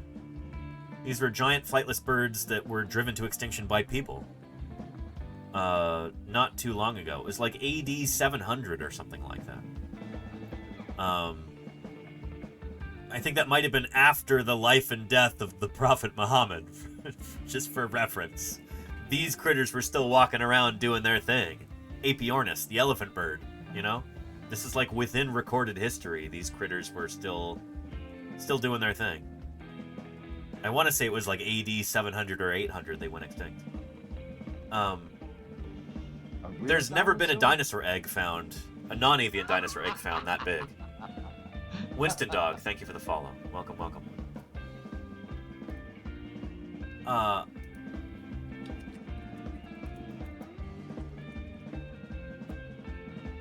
So sauropod dinosaurs, for instance, the biggest dinosaurs that ever lived, laid eggs that were smaller than that of like a soccer ball, a football. Most of them are like maybe grapefruit sized or smaller potentially. I don't know about most, but many of them. So dinosaurs, the point is they hatched out of small eggs, and so dinosaurs were born small. It's different from mammals. Like a baby elephant is huge, it's bigger than me. A baby elephant can weigh like 600 pounds or something crazy like that. I don't know the exact figure. Baby elephants are big and heavy. The very biggest dinosaurs, their babies were only like this big. And they had to grow a tremendous amount in order to reach full adult size. And as they're doing that, they're probably moving through different ecological niches. If you're a baby sauropod, like this, just hatching out. I'm waiting for these to embiggen. There we go. Yeah, a baby sauropod is like 1/1000th as big as an adult. And so they're going to be moving through different ecological niches in order to reach that full adult size. They're going to be eating different kinds of plants at different growth stages. And so a given environment is not going to be able to support as many different species of dinosaur as you could for mammals. Because mammals feed their young with milk. The world's first armored tank, you might say. Billiard 117, thank you for the follow. Covered with thin, bony plates. Mammals provide food for their young. Think about like a baby elephant feeds on mother's milk until it's big enough to just eat what mom is eating. They don't have to start off eating mosses and then club mosses and then spike mosses, ferns, horsetails, cycads, tree ferns, and then finally trees or whatever. We think a lot of dinosaurs were doing that. Mammals don't have to do that. They just drink milk until they eat what the grown-ups are eating. So you can get one mammal species per niche. And hence you can fit more mammal species in a given environment. You see that with antelopes, for instance. You get so many different species that can live in the same environment because they've kind of siloed themselves into different niches. Dinosaurs didn't do that. You would have one dinosaur species, we think, that would occupy multiple niches through its ontogeny as it grows and develops. As it goes from this big to the size of a bus, it's going to be eating different things at different growth stages. Mammals don't do that.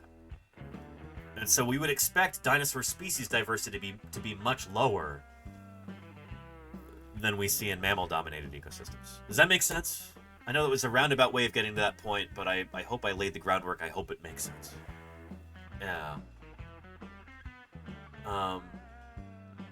But yeah. And so those niches were constantly changing and fluid? Yeah, so basically you're moving through different niches as a young dinosaur. And there's a few animals today that do that, but it's kind of rare. Here, there's a neat talk about this if you want to learn more about it. By paleontologist Kat Schroeder. There we go. And then we have this really distinct gap, right? And this is the crux for the rest of the presentation. There is a super low diversity of carnivores between 100 and 1,000 kilograms. This is really weird, right? Yep. It's over the commonly cited threshold for size bias. Remember, Behrensmeyer was finding that in modern organisms, anything below 100 kilograms was kind of missing. Brown et al. Found that anything below 60 kilograms was kind of missing. This is actually above that. This is some fairly large animals. So it doesn't seem to be like sample bias in dinosaur communities. Not a taphonomic In fact, we find this gap in approximately 86% of our communities. Yeah. Leo Harn says, is there an idea why dinosaurs worked that way and why it's different in mammals? I mean, the idea is it's because of egg laying. dinosaurs are laying eggs. They're, they need to lay eggs in order to reproduce. And so the babies have to be born small. And dinosaurs got so big that you would have to be moving through different niches ontogenetically. Mammals don't do that. Mammals have strong parental care. Mammals produce milk for their young. It's just a different strategy that kind of dictates, what their community structure is going to be. Does that make sense? And just to give you a context, this isn't a small gap, 100 to 1,000 kilograms. If we were to apply a similar mass distribution, so if we were to take what carnivorous dinosaur mass distributions look like and apply it to a modern mammalian carnivore assemblage of a similar size, something like Kruger, we would actually lose South Africa. all of the carnivorous mammals between the size of a bat-eared fox and a male African lion. So, again, if modern mammal ecosystems looked like what we see from the fossil record for dinosaur-dominated ecosystems, basically you've got big lions, and then you've got bat-eared foxes are like the next biggest thing in the ecosystem. You can have much more mammal diversity in a mammal-dominated ecosystem because mammals just stick to one niche their entire lives. Dinosaurs didn't do that. The juveniles of these guys are basically using up all of the niche space here, moving through these different niches and everything. So, like, all of these different niches that you see here, aardwolves and servals and jackals and everything else, those niches are being taken up by juvenile tyrannosaurs in these ecosystems. That's what the data seems to show. That seems to be the pattern when you look at different dinosaur ecosystems like this. It's interesting stuff. I'll give you a link to this talk because it is excellent. There you go. Do we see predation of younger T-Rex by older T-Rex? I don't know if we have direct evidence of that, Murph, but I would not be surprised if that's happening at all. Yeah. Yeah. So yeah. Yeah. Anyway. Yeah. And do dinosaurs have different sizes of clutches of eggs with regards to carnivores or herbivores? Asked Cosmological Kev. Yeah. Yes and no. Different dinosaurs did have different clutch sizes for eggs, but it doesn't seem to be a carnivore versus herbivore thing. It might have been more individually variable. It might have been like how well you're doing at certain times of the year. Can you get enough food to lay enough eggs? And there's probably a lot of variation just in between different dinosaur families, like within a dinosaur family, rather. Intra-family variation. There might be more variation there than there was, like, across all of Dinosauria, perhaps. I don't know. Yeah. Yeah, there doesn't seem to be a clear signal where it's like, oh yeah, meat eaters definitely had more eggs than plant eaters. I don't think we've got a clear pattern there. Yeah. It might be largely related to body size, honestly. Yeah. Niche partitioning model, something has to be putting downward pressure on numbers. Yeah, Murph, yeah. Yeah. But yeah. Anyway. Let's take a look at the paper here, which was in PeerJ, right? Yeah, there we go. So this is an open access paper. There we go.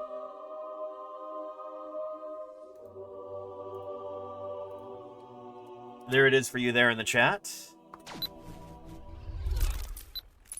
Access granted. Yes, indeed. And it's currently downloading. I wish it would just open in the browser, but downloads, network error. Resume, please. There we go. Good stuff. Here's the actual paper in the journal PeerJ. Well, we all love open access here. Yeah, and nice roster of different authors here. Mark Lowen, Joe Sertich, Scott Sampson. Oh! Didn't know Scott still published in Paleo. That's cool. Jingmei O'Connor, who we saw We talked all about her with Archaeopteryx before I left for the field, a new Chicago specimen. Eddie Farkey, Pete Makovicki, Nick Longrich, and Dave Evans. Yeah. So we've already kind of gotten the basic gist of it from the article, but let's take a look at some of the figures here. So this is an area that I've actually done fieldwork in myself over a number of years. The Kennedy Coulee area of northern Montana, just south of the Canadian border there. A lot of this is like Judith River Formation. It's probably like Old Man Formation equivalent there. That's one of the insights that Denver Fowler had early on, and he got a lot of pushback on that. Now it seems to be well accepted. Let's protect our fossils, because if they're removed, America loses them. A. Jones. Forever. Thank you for the Prime sub. I appreciate that very much. How are you doing? Good to have you here. Thank you for your support. Yeah. When I first heard about this, shoot, it was actually on the phone. Jim Kirkland called me when I was in the field. And he's like, there's a new ceratopsid just published from Kennedy Coulee in Montana. And I thought, oh no! This isn't the one that I found, right? Did somebody scoop us on this? I found a ceratopsid in the Judith River Formation back in 2012. And we kind of expect it to hopefully be a new species. At least a new, like, chrono species. The site was called Daniceratops. I found it. Denver Fowler named the site. I couldn't come up with a name fast enough, so he's just like, he's scribbling out the coordinates, the field notes and everything, and he goes, let's call it Daniceratops. So, yeah. So I'm like, oh no, did somebody scoop us on this? And then Jim said it was a Centrosaurine, and I said, we didn't get scooped, because I found a Chasmosaurine. Anyway, hopefully one of these days that's going to get published. But yeah. Ms. Blue Sky says, what's a chronospecies? So a chronospecies is kind of our... It's almost a loosey-goosey term for, you know, it's not actually a new species because you have a splitting event. It's just like a lineage of animal, and they look a little bit different as they're evolving and changing. So you can get a specimen from anywhere along that lineage and say, like, it looks a little bit different from the ones that are younger and a little bit different from the ones that are older in time. So you call them chronospecies. It's not actually like a new species. I mean, it kind of is, but it's a new species temporally. It's from the same lineage, we think. Maybe an anagenetic lineage, like non-branching evolution, but it's just somewhere along that spectrum. So you call it a chronospecies. Sort of like with Triceratops horridus and Triceratops prorsus.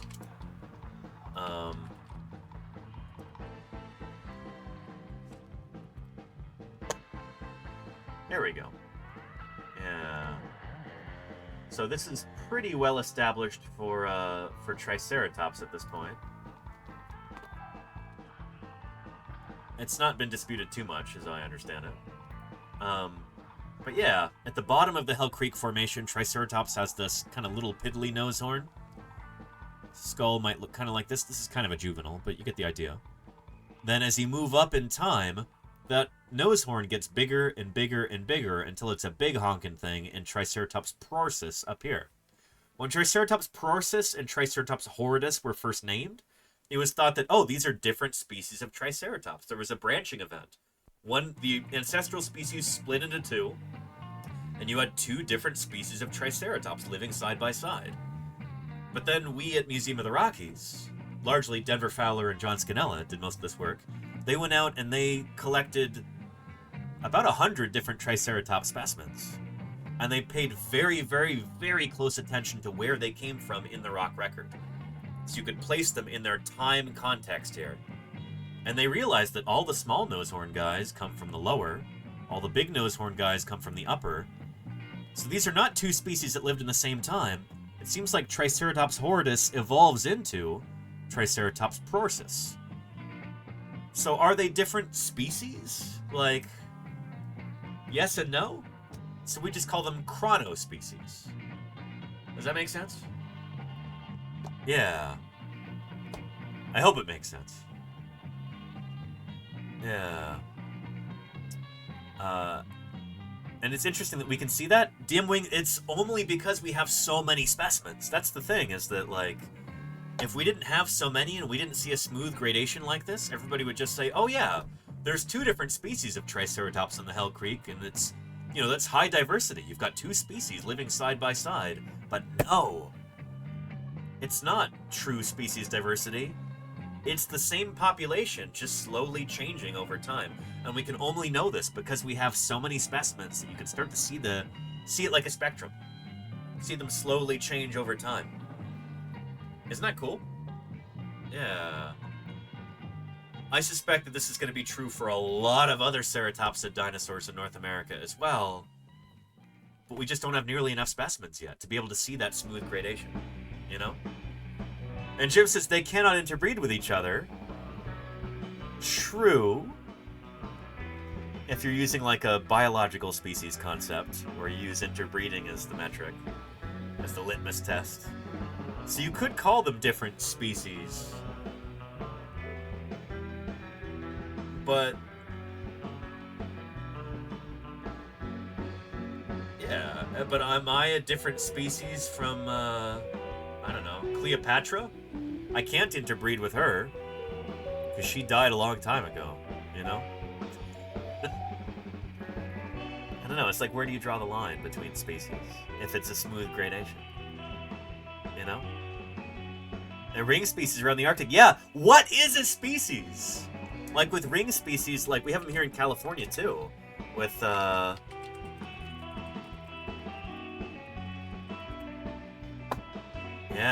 Here, I think I can find a video on that.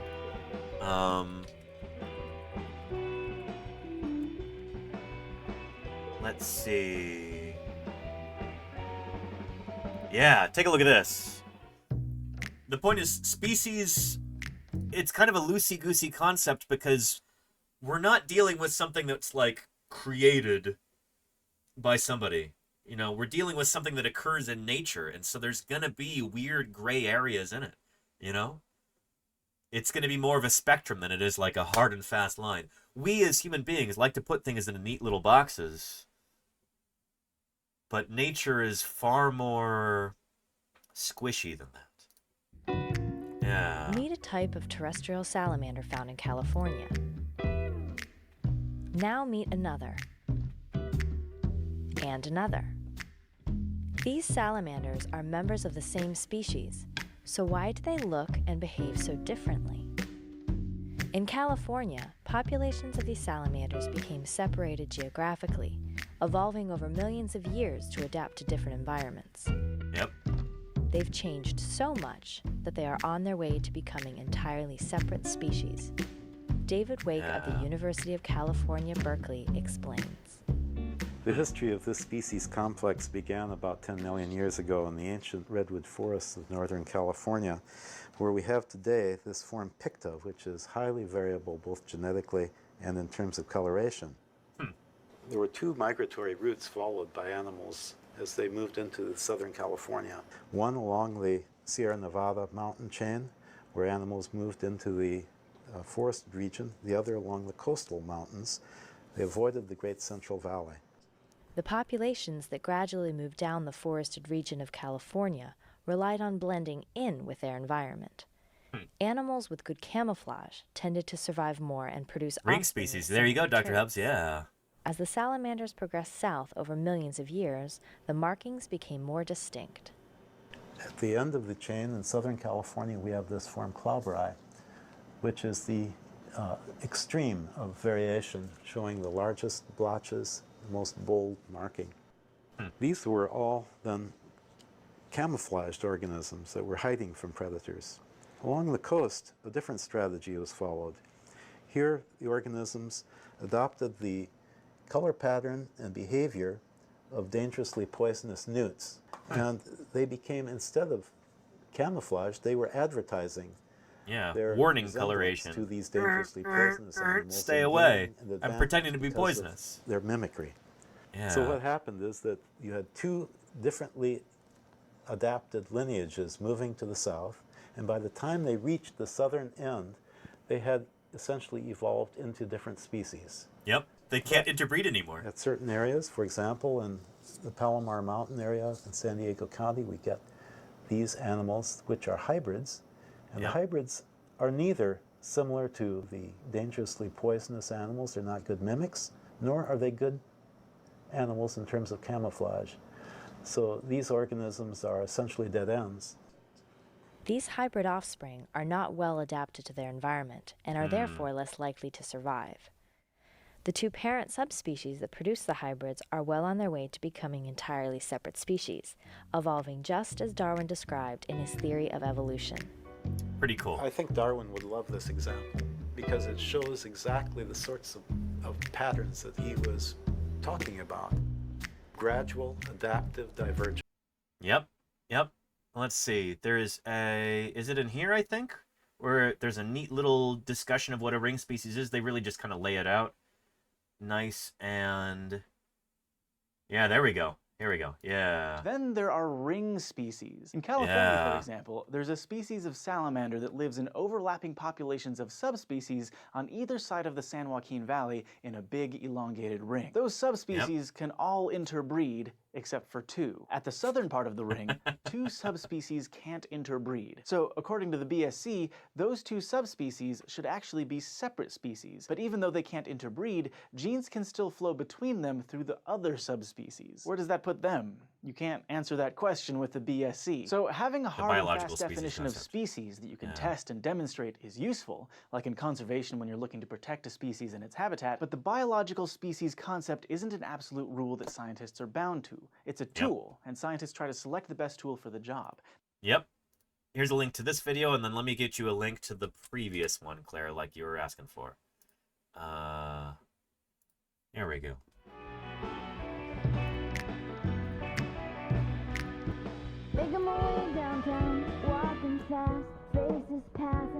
And Jasoon, thank you for the 2 months of support. I really appreciate it. How are you doing? Welcome back to Paleontologizing. Yeah. And Game Over says, but is it even possible to prove in ceratopsy? No. No, we can't test whether two different critters that look very similar can interbreed. I'm at Soup. Thank you for the follow. Welcome. Yeah. Anyway, my point in showing that was, well, Jim brought it up, ring species. But also just to show that, like, species are tricky, you know? We call, you know, we've got this concept of species, this idea, but it doesn't always necessarily reflect what creatures are doing, you know? Like, between very, very closely related animals, are they the same or are they different species? It gets squishy. It gets tricky. So I hope that makes sense. Yeah, DMW, yeah, we've got to use the morphological species concept in paleontology. So, like, if they've got similar morphologies, then maybe they're the same species? But as you can imagine, that gets kind of wishy-washy, too. Much more wishy-washy than, like, a... You know, if you've got, like, genomes to look at. But even then, I guess, it gets weird. And hang on. Peer J wants to know about this, so...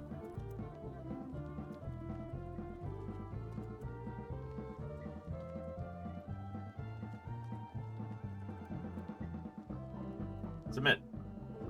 Alright, cool. There's our paper here. So let's continue. Parrotfish look like parrots. I mean, they don't really look like parrots. We know that parrotfish and parrots are very different species. But there might be very, very similar looking parrots. There might be question about whether or not they are the same species. That's the kind of thing that we're talking about here. Yeah.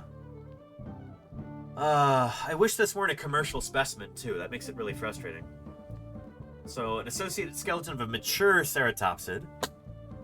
The specimen was discovered by Mark Eatman on private land of the Woolery Ranch in Kennedy Coulee.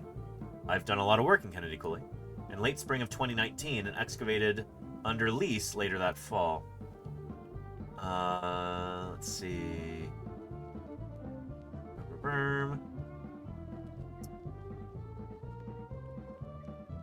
Delivered to Fossil Logic LLC in Pleasant Grove, Utah for preparation, restoration, mounting, and reconstruction. Yeah, there's a skeletal diagram. The parts in orange are the parts that they actually have of this critter. Right there. Yeah, that's a decent looking jacket they made right there. It's funny, this looks like a lot of the same stuff up at Rudyard. Like, same kind of, yeah, this could be taken at Rudyard. It's crazy, it's so similar. Yeah. So I've worked in this same geological formation, this same canyon, basically. Kennedy Coulee. A coulee is like, think of it like a canyon in northern Montana.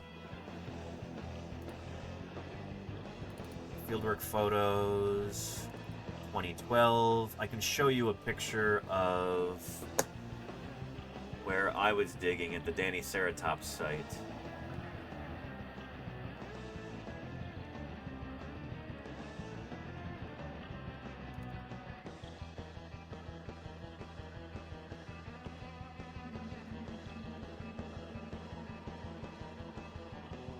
Here we go. Here is Liz Friedman Fowler with part of our ceratopsy in there.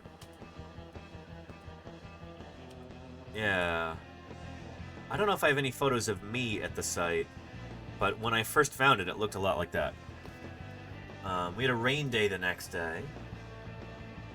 But, yeah, this is in that same spot, basically. That same area. I was taking the photos, so I don't think I have any photos of me.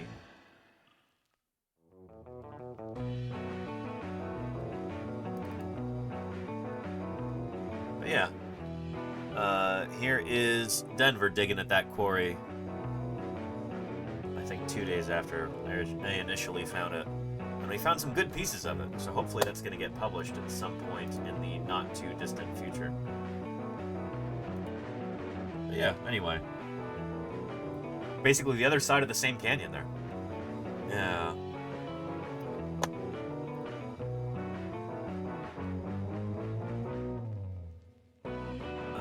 Here we go.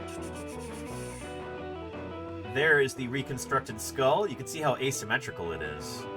This weird epi is so much bigger than that one right there. Things are kind of like squished and just really different looking. And one of the key things here is they claim to not have any indication of a horn here, which is one of the main differences between this animal and Medusaceratops. That's why they're claiming that this is a new species. Welcome to another edition of Lifestyles of the Large and Extinct. And Thodin Beck, thank you for the follow. Welcome to Paleontologizing.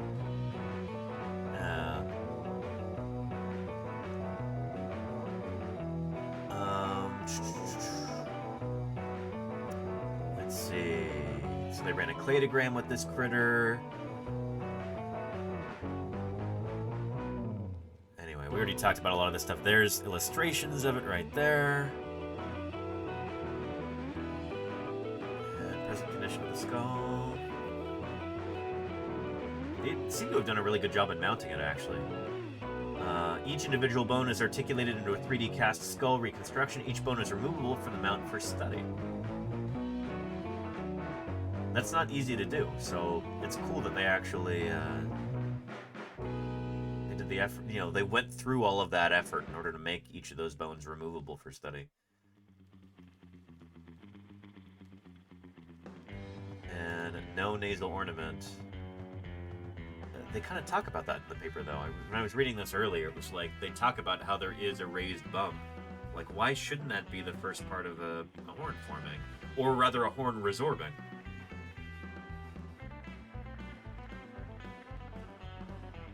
know, you got to be careful with stuff like this in science, where you might get an idea into your head and then it kind of leads you down the primrose path. You know, if you say, oh, there's definitely no horn, but there is a bump, but that bump can't be, you know, the remains of a horn, well, why not, you know? Anywho. Yeah, I mean, look at that right there. Mini Pie, how are you doing? You're back. Good to see you. Yeah. Anyway, yeah.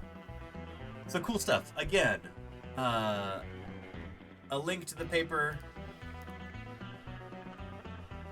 is right here in the chat for you. And I gotta wrap this up before too long, so what we're gonna do... An absolute prerequisite to the evolution of large mammals, and to our own existence, for that matter. The Barrow White, thank you for the follow. Welcome to Paleontologizing, and holy cow! Well, look. Mini Pie, we're getting a raid. A dinosaur? What?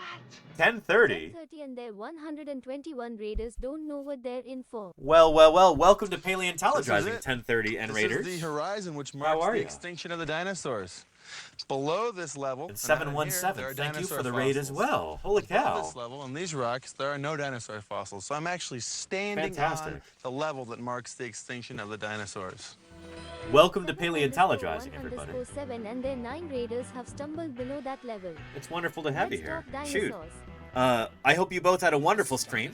Simply astonishing. 10:30 and 717. Specimens I've encountered in all my... Welcome.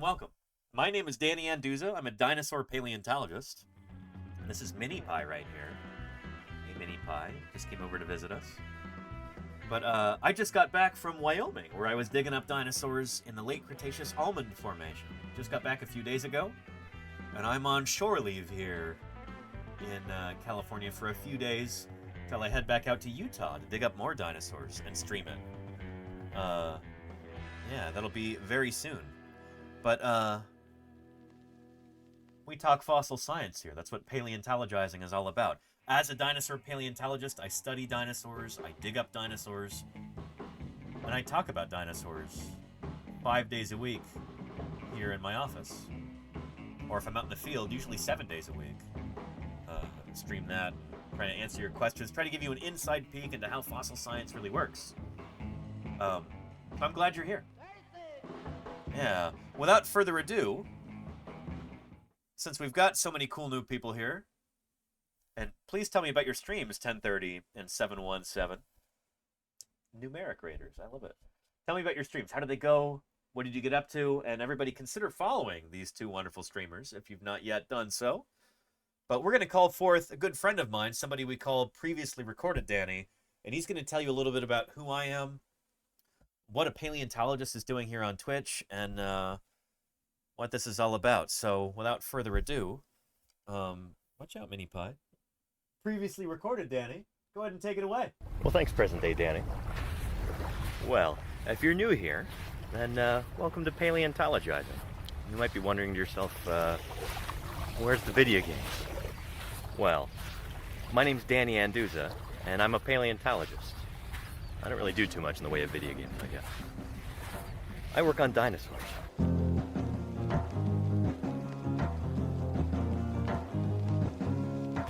But how does a paleontologist end up on Twitch? Well, I'll tell you. It all started when I moved to Montana right out of high school. In my first week there, I started working in the Paleo Lab at Museum of the Rockies, which at the time was probably the greatest dinosaur museum on the planet. If you've ever seen any of the Jurassic Park movies, then you're more familiar with that institution and with my old boss than you may realize. You consulted on that movie. I did consult on all those movies. And they said that the guy, Alan Grant, was you. Yes. Yeah, well, fortunately, he didn't get eaten. It was in that program that Jack Horner built that I learned how to be a dinosaur paleontologist. I learned a lot of that from Jack Horner's last graduate student, this guy, Denver Fowler, who would go on to become curator of the Badlands Dinosaur Museum in North Dakota. Under Denver, I did nearly a decade's worth of fieldwork, digging at hundreds of sites in the Upper Cretaceous, excavating literally hundreds of dinosaurs. Here's just a few highlights. In 2012, I discovered the world's oldest specimen of Gazmosaurus, hopefully soon to be published as a new species. In 2017, we dug up a brand new ankylosaur. Montana's news leader. 5 paleontologists are excavating what looks to likely be a new species of armored dinosaur. So we found its head, we found parts of its armor and plates, and so it should be a new species. I've also been lucky enough to help collect another very important specimen, the world's smallest and youngest Tyrannosaurus rex. And much like my fieldwork, my research is also centered on dinosaurs. Some of that deals with new genera and species, like this guy, Trurarchuncus, a bizarre little theropod from the very end of the age of dinosaurs, who was just published in July of 2020. I've got a few studies in the works right now, some of them focusing on dinosaur biogeography, and some others on behavioral functional morphology, basically looking at bizarre features of dinosaur skeletal anatomy and trying to figure out why those features evolved. And one of my current projects involves Spinosaurs. But I can't really talk about that until it's closer to publication, so don't ask me about it yet. Anyway, let's get back to how I ended up on Twitch. A couple years ago, things were definitely on the decline in Montana, so I packed up and moved back to the West Coast. And I have been so much happier here. I've also realized that I have very little patience for the soul-deadening bureaucracy within academia. So for the time being anyway, I've moved my career in a different direction. And lucky for me, it happens to pay a lot better too. I kind of stumbled my way into a job in early childhood education. I get to make a real difference in kids' lives and help instill a love of nature and a burning curiosity for the world around them. Then coronavirus descended, and the school shut its doors. But I wasn't about to let a global pandemic stop me and my students. We just moved online. 1, 2, 3. I love digging in the dirt with just a pick and brush. Finding fossils is my aim, and so I'm never in a rush, because the treasures that I see are rare and ancient things, like Velociraptor's jumps or Archaeopteryx's wings, and all the kids who wanna see them lining up at our museum. I am a paleontologist. That's who I am, that's who I am, that's who I am. I am a paleontologist. That's who I am, that's who I am, that's who I am. That's who I am, that's who I am, that's who I am. That's who I am, that's who I am, that's who I am.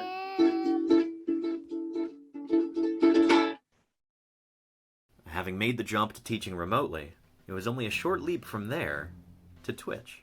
I started streaming in May of 2020, and it's been tremendously rewarding. Now, it's my belief that any good scientist should also be a public servant.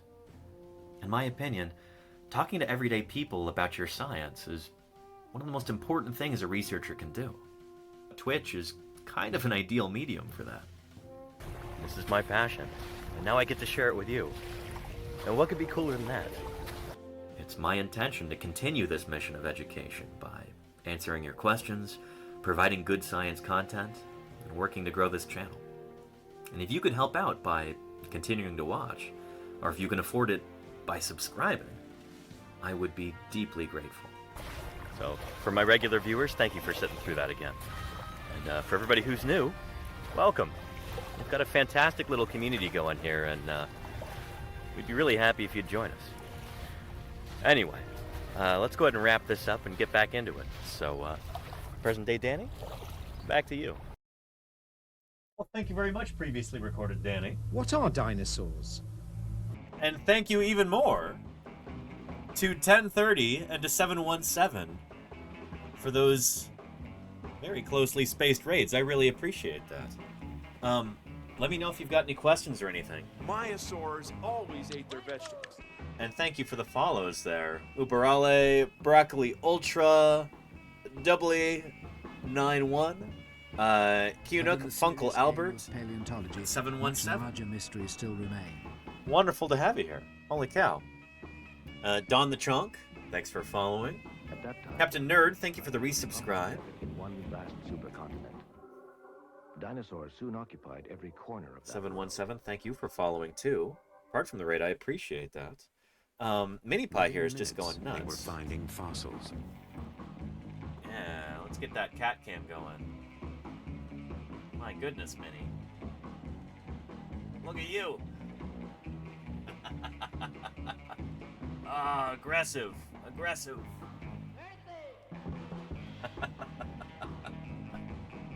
Goodness. Yeah. What got into you, Mini Pie? What's going on? Huh? Yeah. I think we had a question here. Let me take a look at that. Watch your tail, Minnie. I'm trying to use the mouse. From Broccoli Ultra, what are the requirements for delineating a new species? Oh, we're talking about that. We are talking about that. That is a big part of our current discussion, actually. Really spectacular. Spared no expense. And Murph, thank you for gifting Deathosaurus. Appreciate that.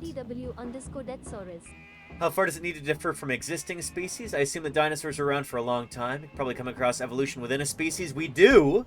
Congrats on the find. Thank you. We're talking all about that right now, actually, because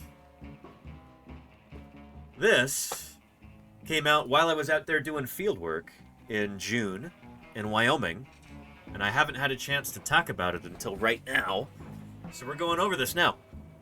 I am not necessarily convinced that this is a new species of dinosaur. Lokiceratops here. It looks a lot like Medusaceratops from the same time and the same place, and any differences between them might very well be the result of individual variation, stratigraphic variation, ontogenetic variation. You could have a resorbed nasal horn. It's interesting. So we're talking about that. We're talking about that. Yeah. Anyway, yeah. And Caravore says, I'm interested in how we're discovering dinosaurs were a lot more colorful and feathered than we previously thought. Absolutely. Is that something down to rare preserved skins? For a lot of it, yeah. Oh, Mini Pie. Mini Pie wants some treats. You want some treats, don't you? Let me get you some treats, and then... Is that what you came here for? Is that all I am to you, Mini Pie? It's treats? She goes, what do you mean all you are? That's a lot. Yeah. But, here, Minnie. Ooh. Did you just meow? Oh, somebody's excited. Yeah. Here. Let's get some of those for you. Good stuff.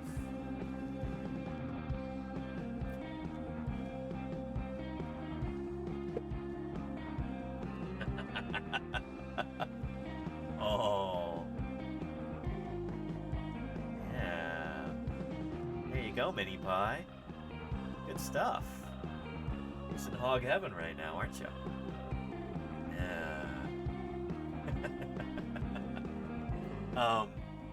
What was I going to find for you? Oh yeah, Sinosauropteryx. Oh, what time and oh, what fun. Playing tag with you, iguanodon. Thank you, Science Streams, for the 100 bits. Fantastic. We've got a hype train going. Beautiful. Thank you, Valent. Extraordinary. Yeah. With, really well-preserved fossils like this Sinosauropteryx right here, we can tell that dinosaurs had feathers. We know that this guy had feathers because of this particular specimen. That and some other specimens show it with feathers and also with these stripes running up its tail. So we now know these animals had, whoops, wrong button. Sinosauropteryx, there we go.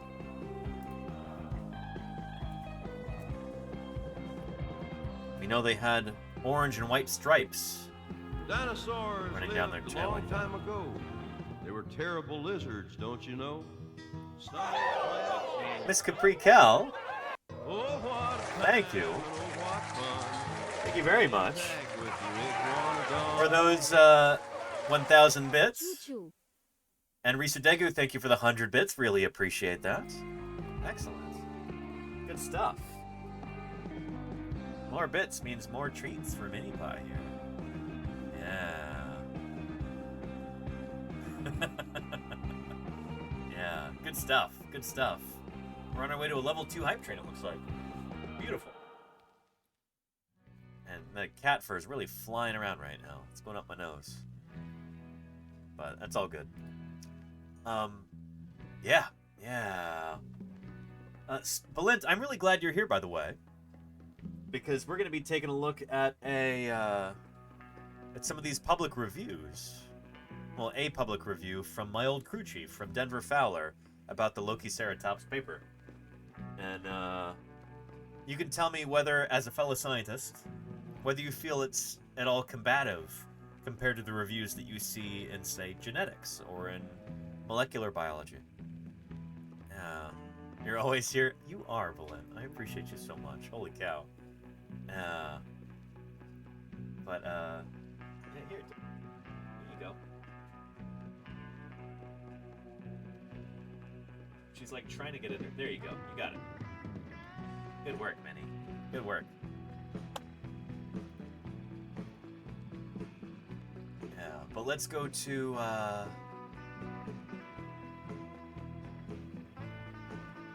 let's let you finish up first before we get to the review, huh? Huh, Mini Pie? Is that good stuff? What do you think? You content? Yeah? Oh. There you go. There you go. You're still gonna hang out here? She's like, what other kind of trouble can I cause here?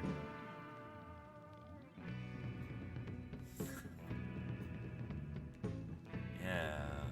Are you putting out fire with gasoline, Mini Pie? Yeah? What do you think? Good song?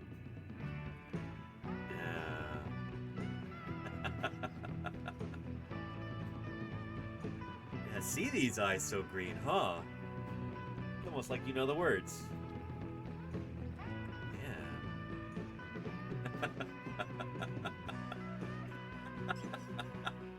Oh. Oop. One more time. Oop.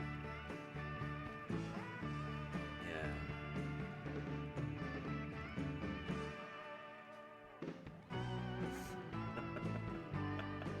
Oh, Mini Pie. Yeah. Thanks for being here. Thanks for being here. You got some treats. Now don't step on the keyboard. Look, you've got some more pieces here. Look.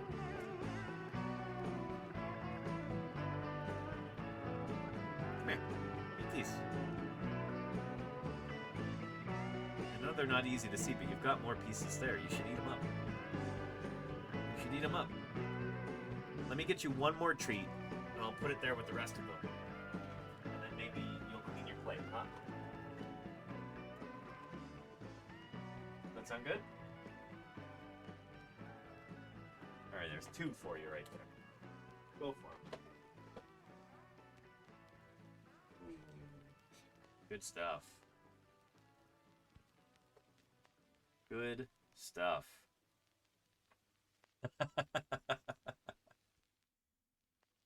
Come on, eat them up. Does she sit on your keyboard? I try not to let her, but she'll try, Samus Burge, yeah. Oh, are you gonna leave? I just got you more treats.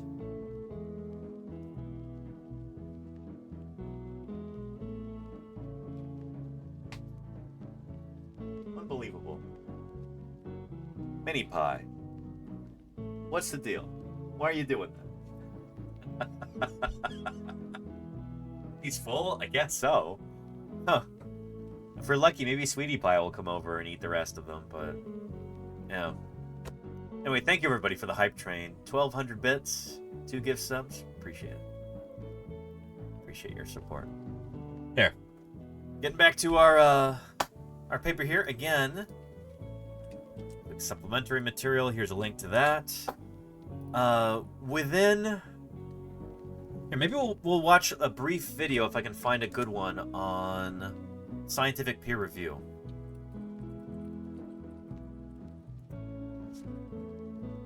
Yeah.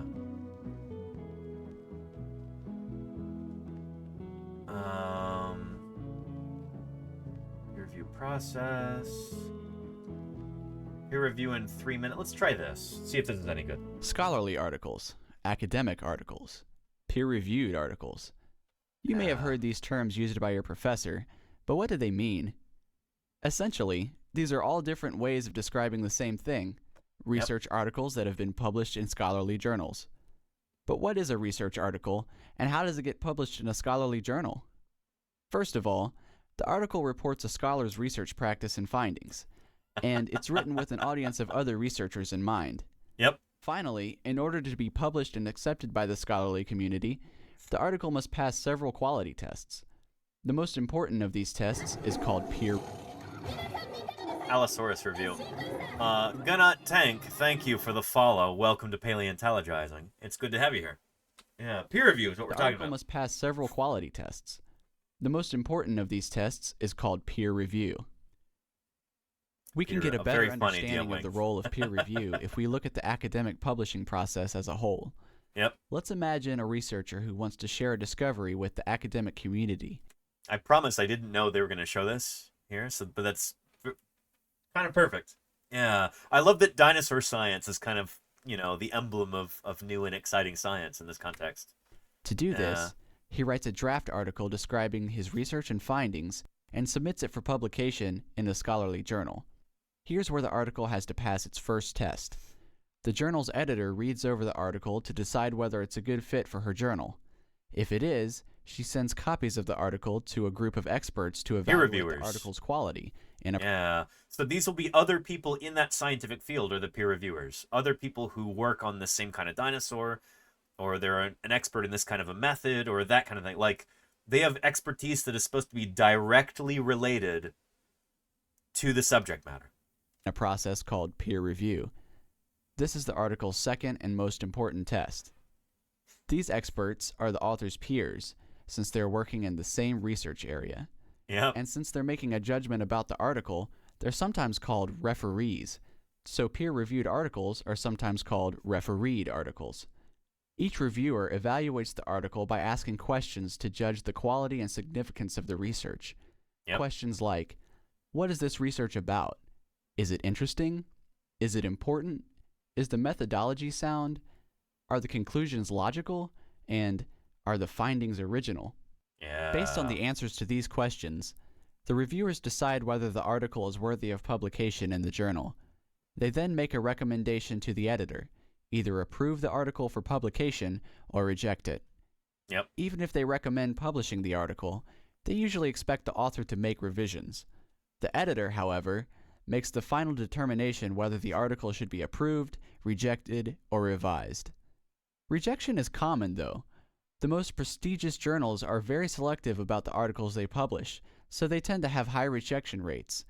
Some journals reject more than 90% of the submissions they receive. Oh, yeah. We call those high-impact journals. Nature and Science, I think it's like 95%, 97%, something like that. It's even higher than 90%. The articles, the number of papers that they reject. Yeah, they're very exclusive journals. And so when you can get one into one of those high-impact journals, it's a big deal, and that can get you a job in the sciences. Like, that's an accomplishment. That's something that everybody's striving for, which is, I don't know, I've got my issues with that whole system, because sometimes they just publish outright garbage. Sometimes bad stuff makes its way into there, too. But, anyhow, yeah. From the time the researcher... And Samus Burge says, do you get paid even if it's not published? Paid? No, at no point in any of this process do any of us get paid. No. In fact, it's quite the opposite. Usually, there are... You know, we often have to pay to get these things published in the first place. There will be publication fees, especially if it's an open access journal. If it's not paywalled, then that means it has to be paid for by the researchers or by their institution. So we definitely do not get paid. At no point do we see any money come out of this as scientists. Yeah, it is quite expensive. Just if you need us exactly, it could be multiple thousands of dollars for some of these open access journals. Yeah, up to 10K per paper. Science journal. I've heard even higher too for Nature Communications. But that was a while ago. Hopefully they've lowered those fees by now. But yeah, it's nuts. Anyway, yeah. First submits his draft article to the time it is finally published, several months or years may have elapsed. Yep. Once the journal is published, it is made available to subscribers, which are usually university libraries, because individual subscriptions are very expensive, often hundreds or thousands of dollars a year. By the way, like all established systems, the peer review system has its critics, and scholars continue to think about how the peer review process might be improved. The library has tools to help you find peer-reviewed research. If you want to know more about the peer review process or need help finding peer-reviewed articles, ask a librarian for help. Yeah. That's good life advice in general. Ask a librarian for help. Librarians tend to be like superheroes. They're incredible people. Yeah, anyway, speaking of all of this, we've got our article right here. And we're going to take a look at some of the peer review reports. So these are some of the reviews here. Well, here is a link to that right there with the reviews. There you go. Yeah. And DM Wing, scientists are pulling down the big shield money, spreading NASA. Oh, definitely, yeah. No, please, NASA, pay me to lie. That would be so nice. Holy cow. No, most scientists are very overworked and underpaid, and sometimes I wish there was some sort of grand conspiracy so I could get paid, you know? Joking. But, yeah, it does bug me when people say that. It's like, do you not realize how little we're paid as scientists? I make way more money here on Twitch, even though it's just kind of a meager living, honestly, pretty modest. I make way more money doing this, streaming on Twitch, than I have ever made in a professional capacity as a scientist. The most I've ever been paid as a scientist was $10 an hour. And that was for 40 hours a week of work, even though I was working probably 70 or 80 hours. Easy. I only got paid for 40 of it at $10 an hour. So yeah. Anywho, scrolling down. And I was really lucky to get paid too. Other people on my crew were not getting paid.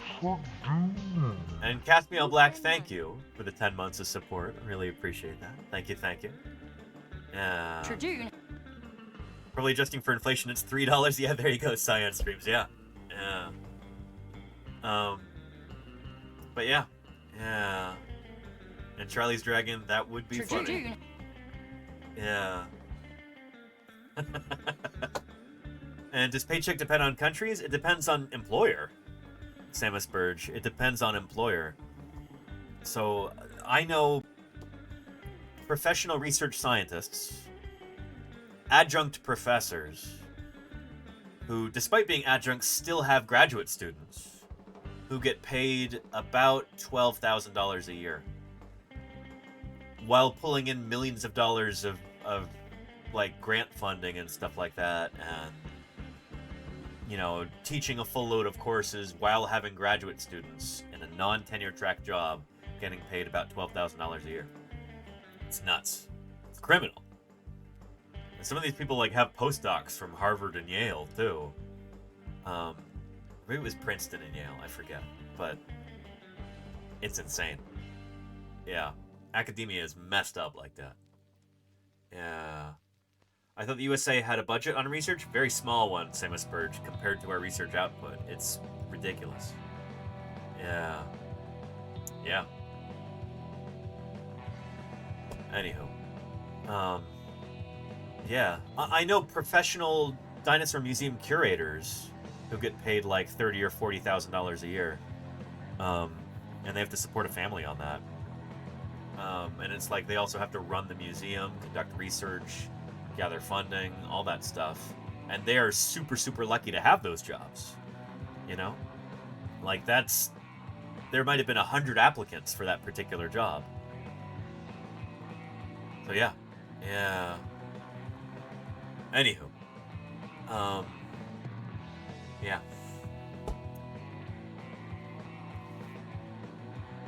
By the way, all of this, being an academic editor or a peer reviewer, all of this is unpaid too.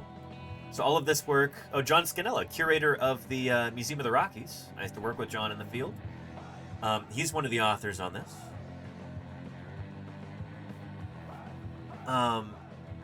Yeah, I wish John were a little more harsh on this, honestly. But Denver Fowler, my old crew chief,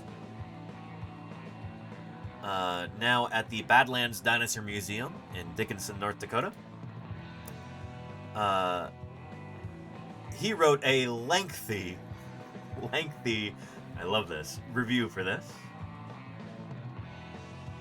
Download annotated manuscript. Nope, that's not what we want. We want author's response letter or a PDF. Here, give me a second here. Let me find that in the downloads.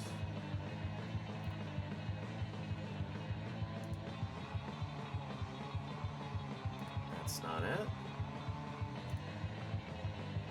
There we go. Yeah. So Denver had a lot of things to say about this. And again, all of this is done for free. He's not getting paid for any of this stuff. This is just what we're expected to do as scientists. Trying to drive our field of knowledge forward, trying to make contributions to our scientific discipline. None of this stuff is paid. So, 18 pages Denver wrote here. I don't know how many dozens of hours this would have taken him, but none of this is paid. You know?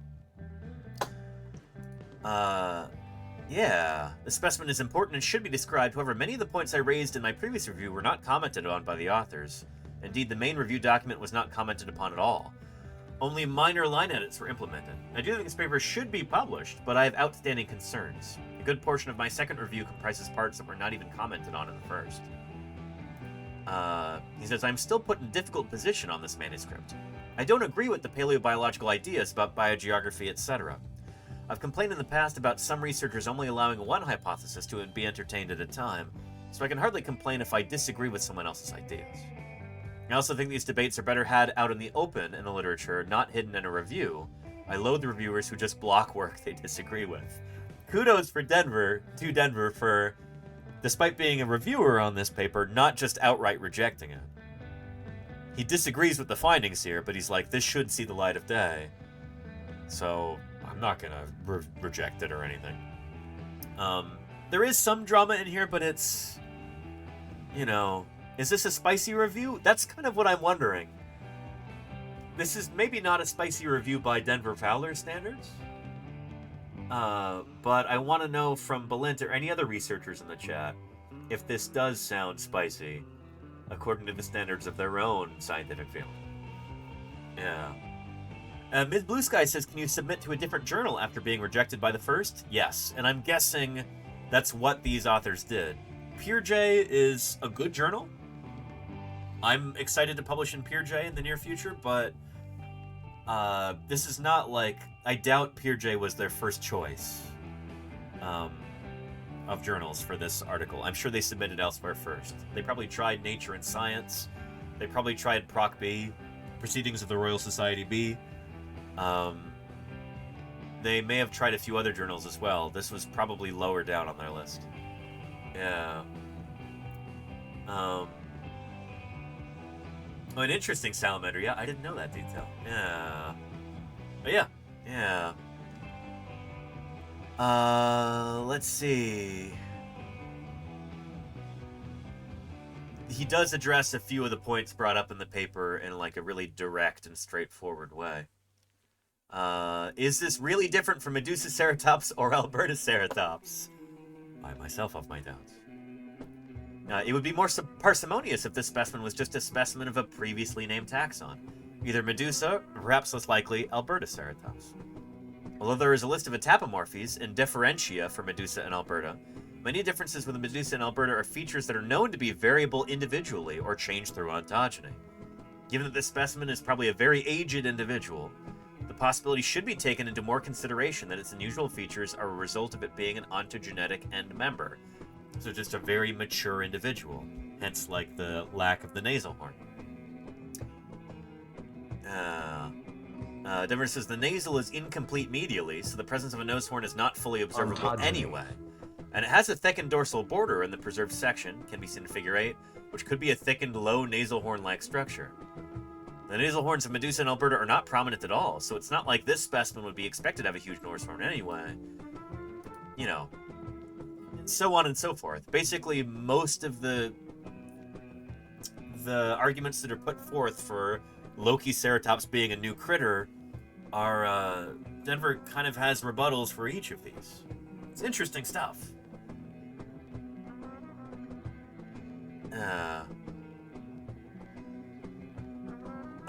And he's also saying that the dates are wrong, too.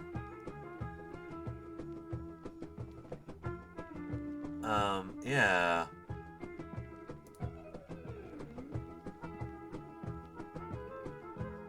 Anyway, really interesting stuff. Again, take a look at this. If you want to get, like, a behind-the-scenes look at how science works, at how the review process works, at how many different things can be disputed by a reviewer and still for the paper to make it through review, if that reviewer is, like, generous, which I honestly believe Denver is really generous with this review and not rejecting the paper,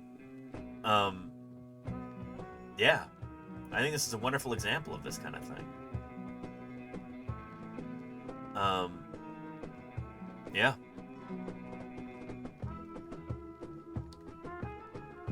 Anyway, interesting stuff. And Zook, National Geographic is not a peer-reviewed journal. It's a magazine. So it's not part of, like, the scientific literature. It's like a, you know, it's a glossy magazine. When we talk about scientific journals, you know, we're talking about Science, Nature, various, like, scientific society journals, the Journal of Vertebrate Paleontology, Cell Biology, Biomaterial Science, I guess is another one too. Never heard of that before, outside my film of expertise. Cell Research, I almost thought that said IOS for a second, but no, it's International Journal of Oral Science, Nano Research, Light Science and Applications, etc. Science and Nature are like the two huge journals in paleontology. If you can get a paper into either the journal Science or the journal Nature, that could get you a job in the field. That could pay your bills for years and years and years, in the sense that, like, you can get a well-paying job if you can demonstrate that you can get papers into these high-profile journals. These have a very high impact factor too, which means that, at least back in the day, they had a very, very wide readership. Before the internet, you know, these were the, like, two super prominent journals, and they'd be in every academic library, like, university library in the world. People would subscribe to these, and they'd get, like, a new copy every week or every month or whatever. I think it's weekly, actually, for Nature and Science. Nowadays, in the age of the internet, you know, we're dealing with PDFs, electronic files. You can distribute these things as widely as you want. Anybody could read a paper. You don't have to get a physical journal anymore. And so this whole idea of super high impact journals is kind of an antiquated idea. Nature and Science would hate me saying this, but it's true. It's an antiquated idea at this point. And, like, readership of your particular paper won't necessarily correlate to readership of the journal at large. You know, if you've got really interesting research, it doesn't really matter that much what journal you get it into. If you've got a robust series of connections online, if it blows up on social media, if people in your field are talking about your paper, it will get read regardless of what journal it's in. So, yeah, I hope that makes sense. But yeah.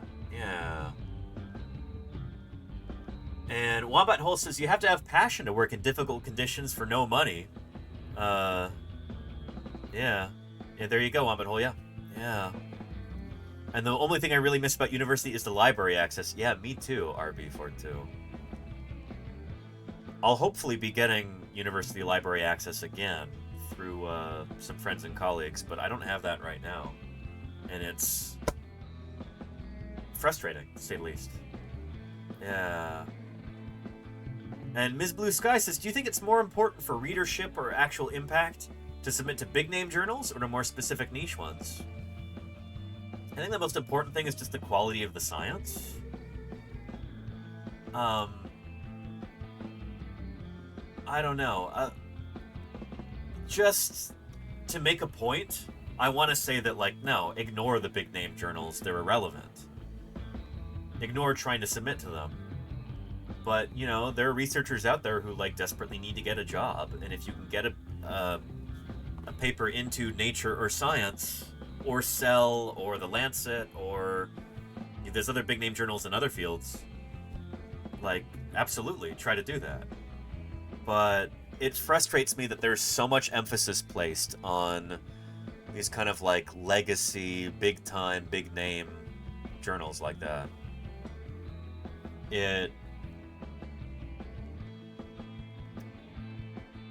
It's not what science is supposed to be about, you know? Yeah. And Jesse Benitez says, I've stumbled upon your channel a couple of days ago. Coming from a social science world. Awesome. It's quite interesting to see the similarities between that and paleontology in terms of publishing scientific articles. Yeah. These are common issues in academia. You wouldn't think there'd be much overlap between social sciences and, you know, earth sciences or biological sciences. Paleontology kind of straddles that between earth and biological sciences. But, yeah, I'm sure we could have some cool conversations about that. I'm sure, yeah. We are kindred spirits in that regard. Yeah. But yeah. Yeah. Anywho. Yeah. Yeah. Anyway, interesting stuff. I'm eager to reread, actually, Denver's comments on this, because I skimmed them the other day. And, yeah, I hope in talking about this new critter, Lokiceratops, new critter, is it actually new?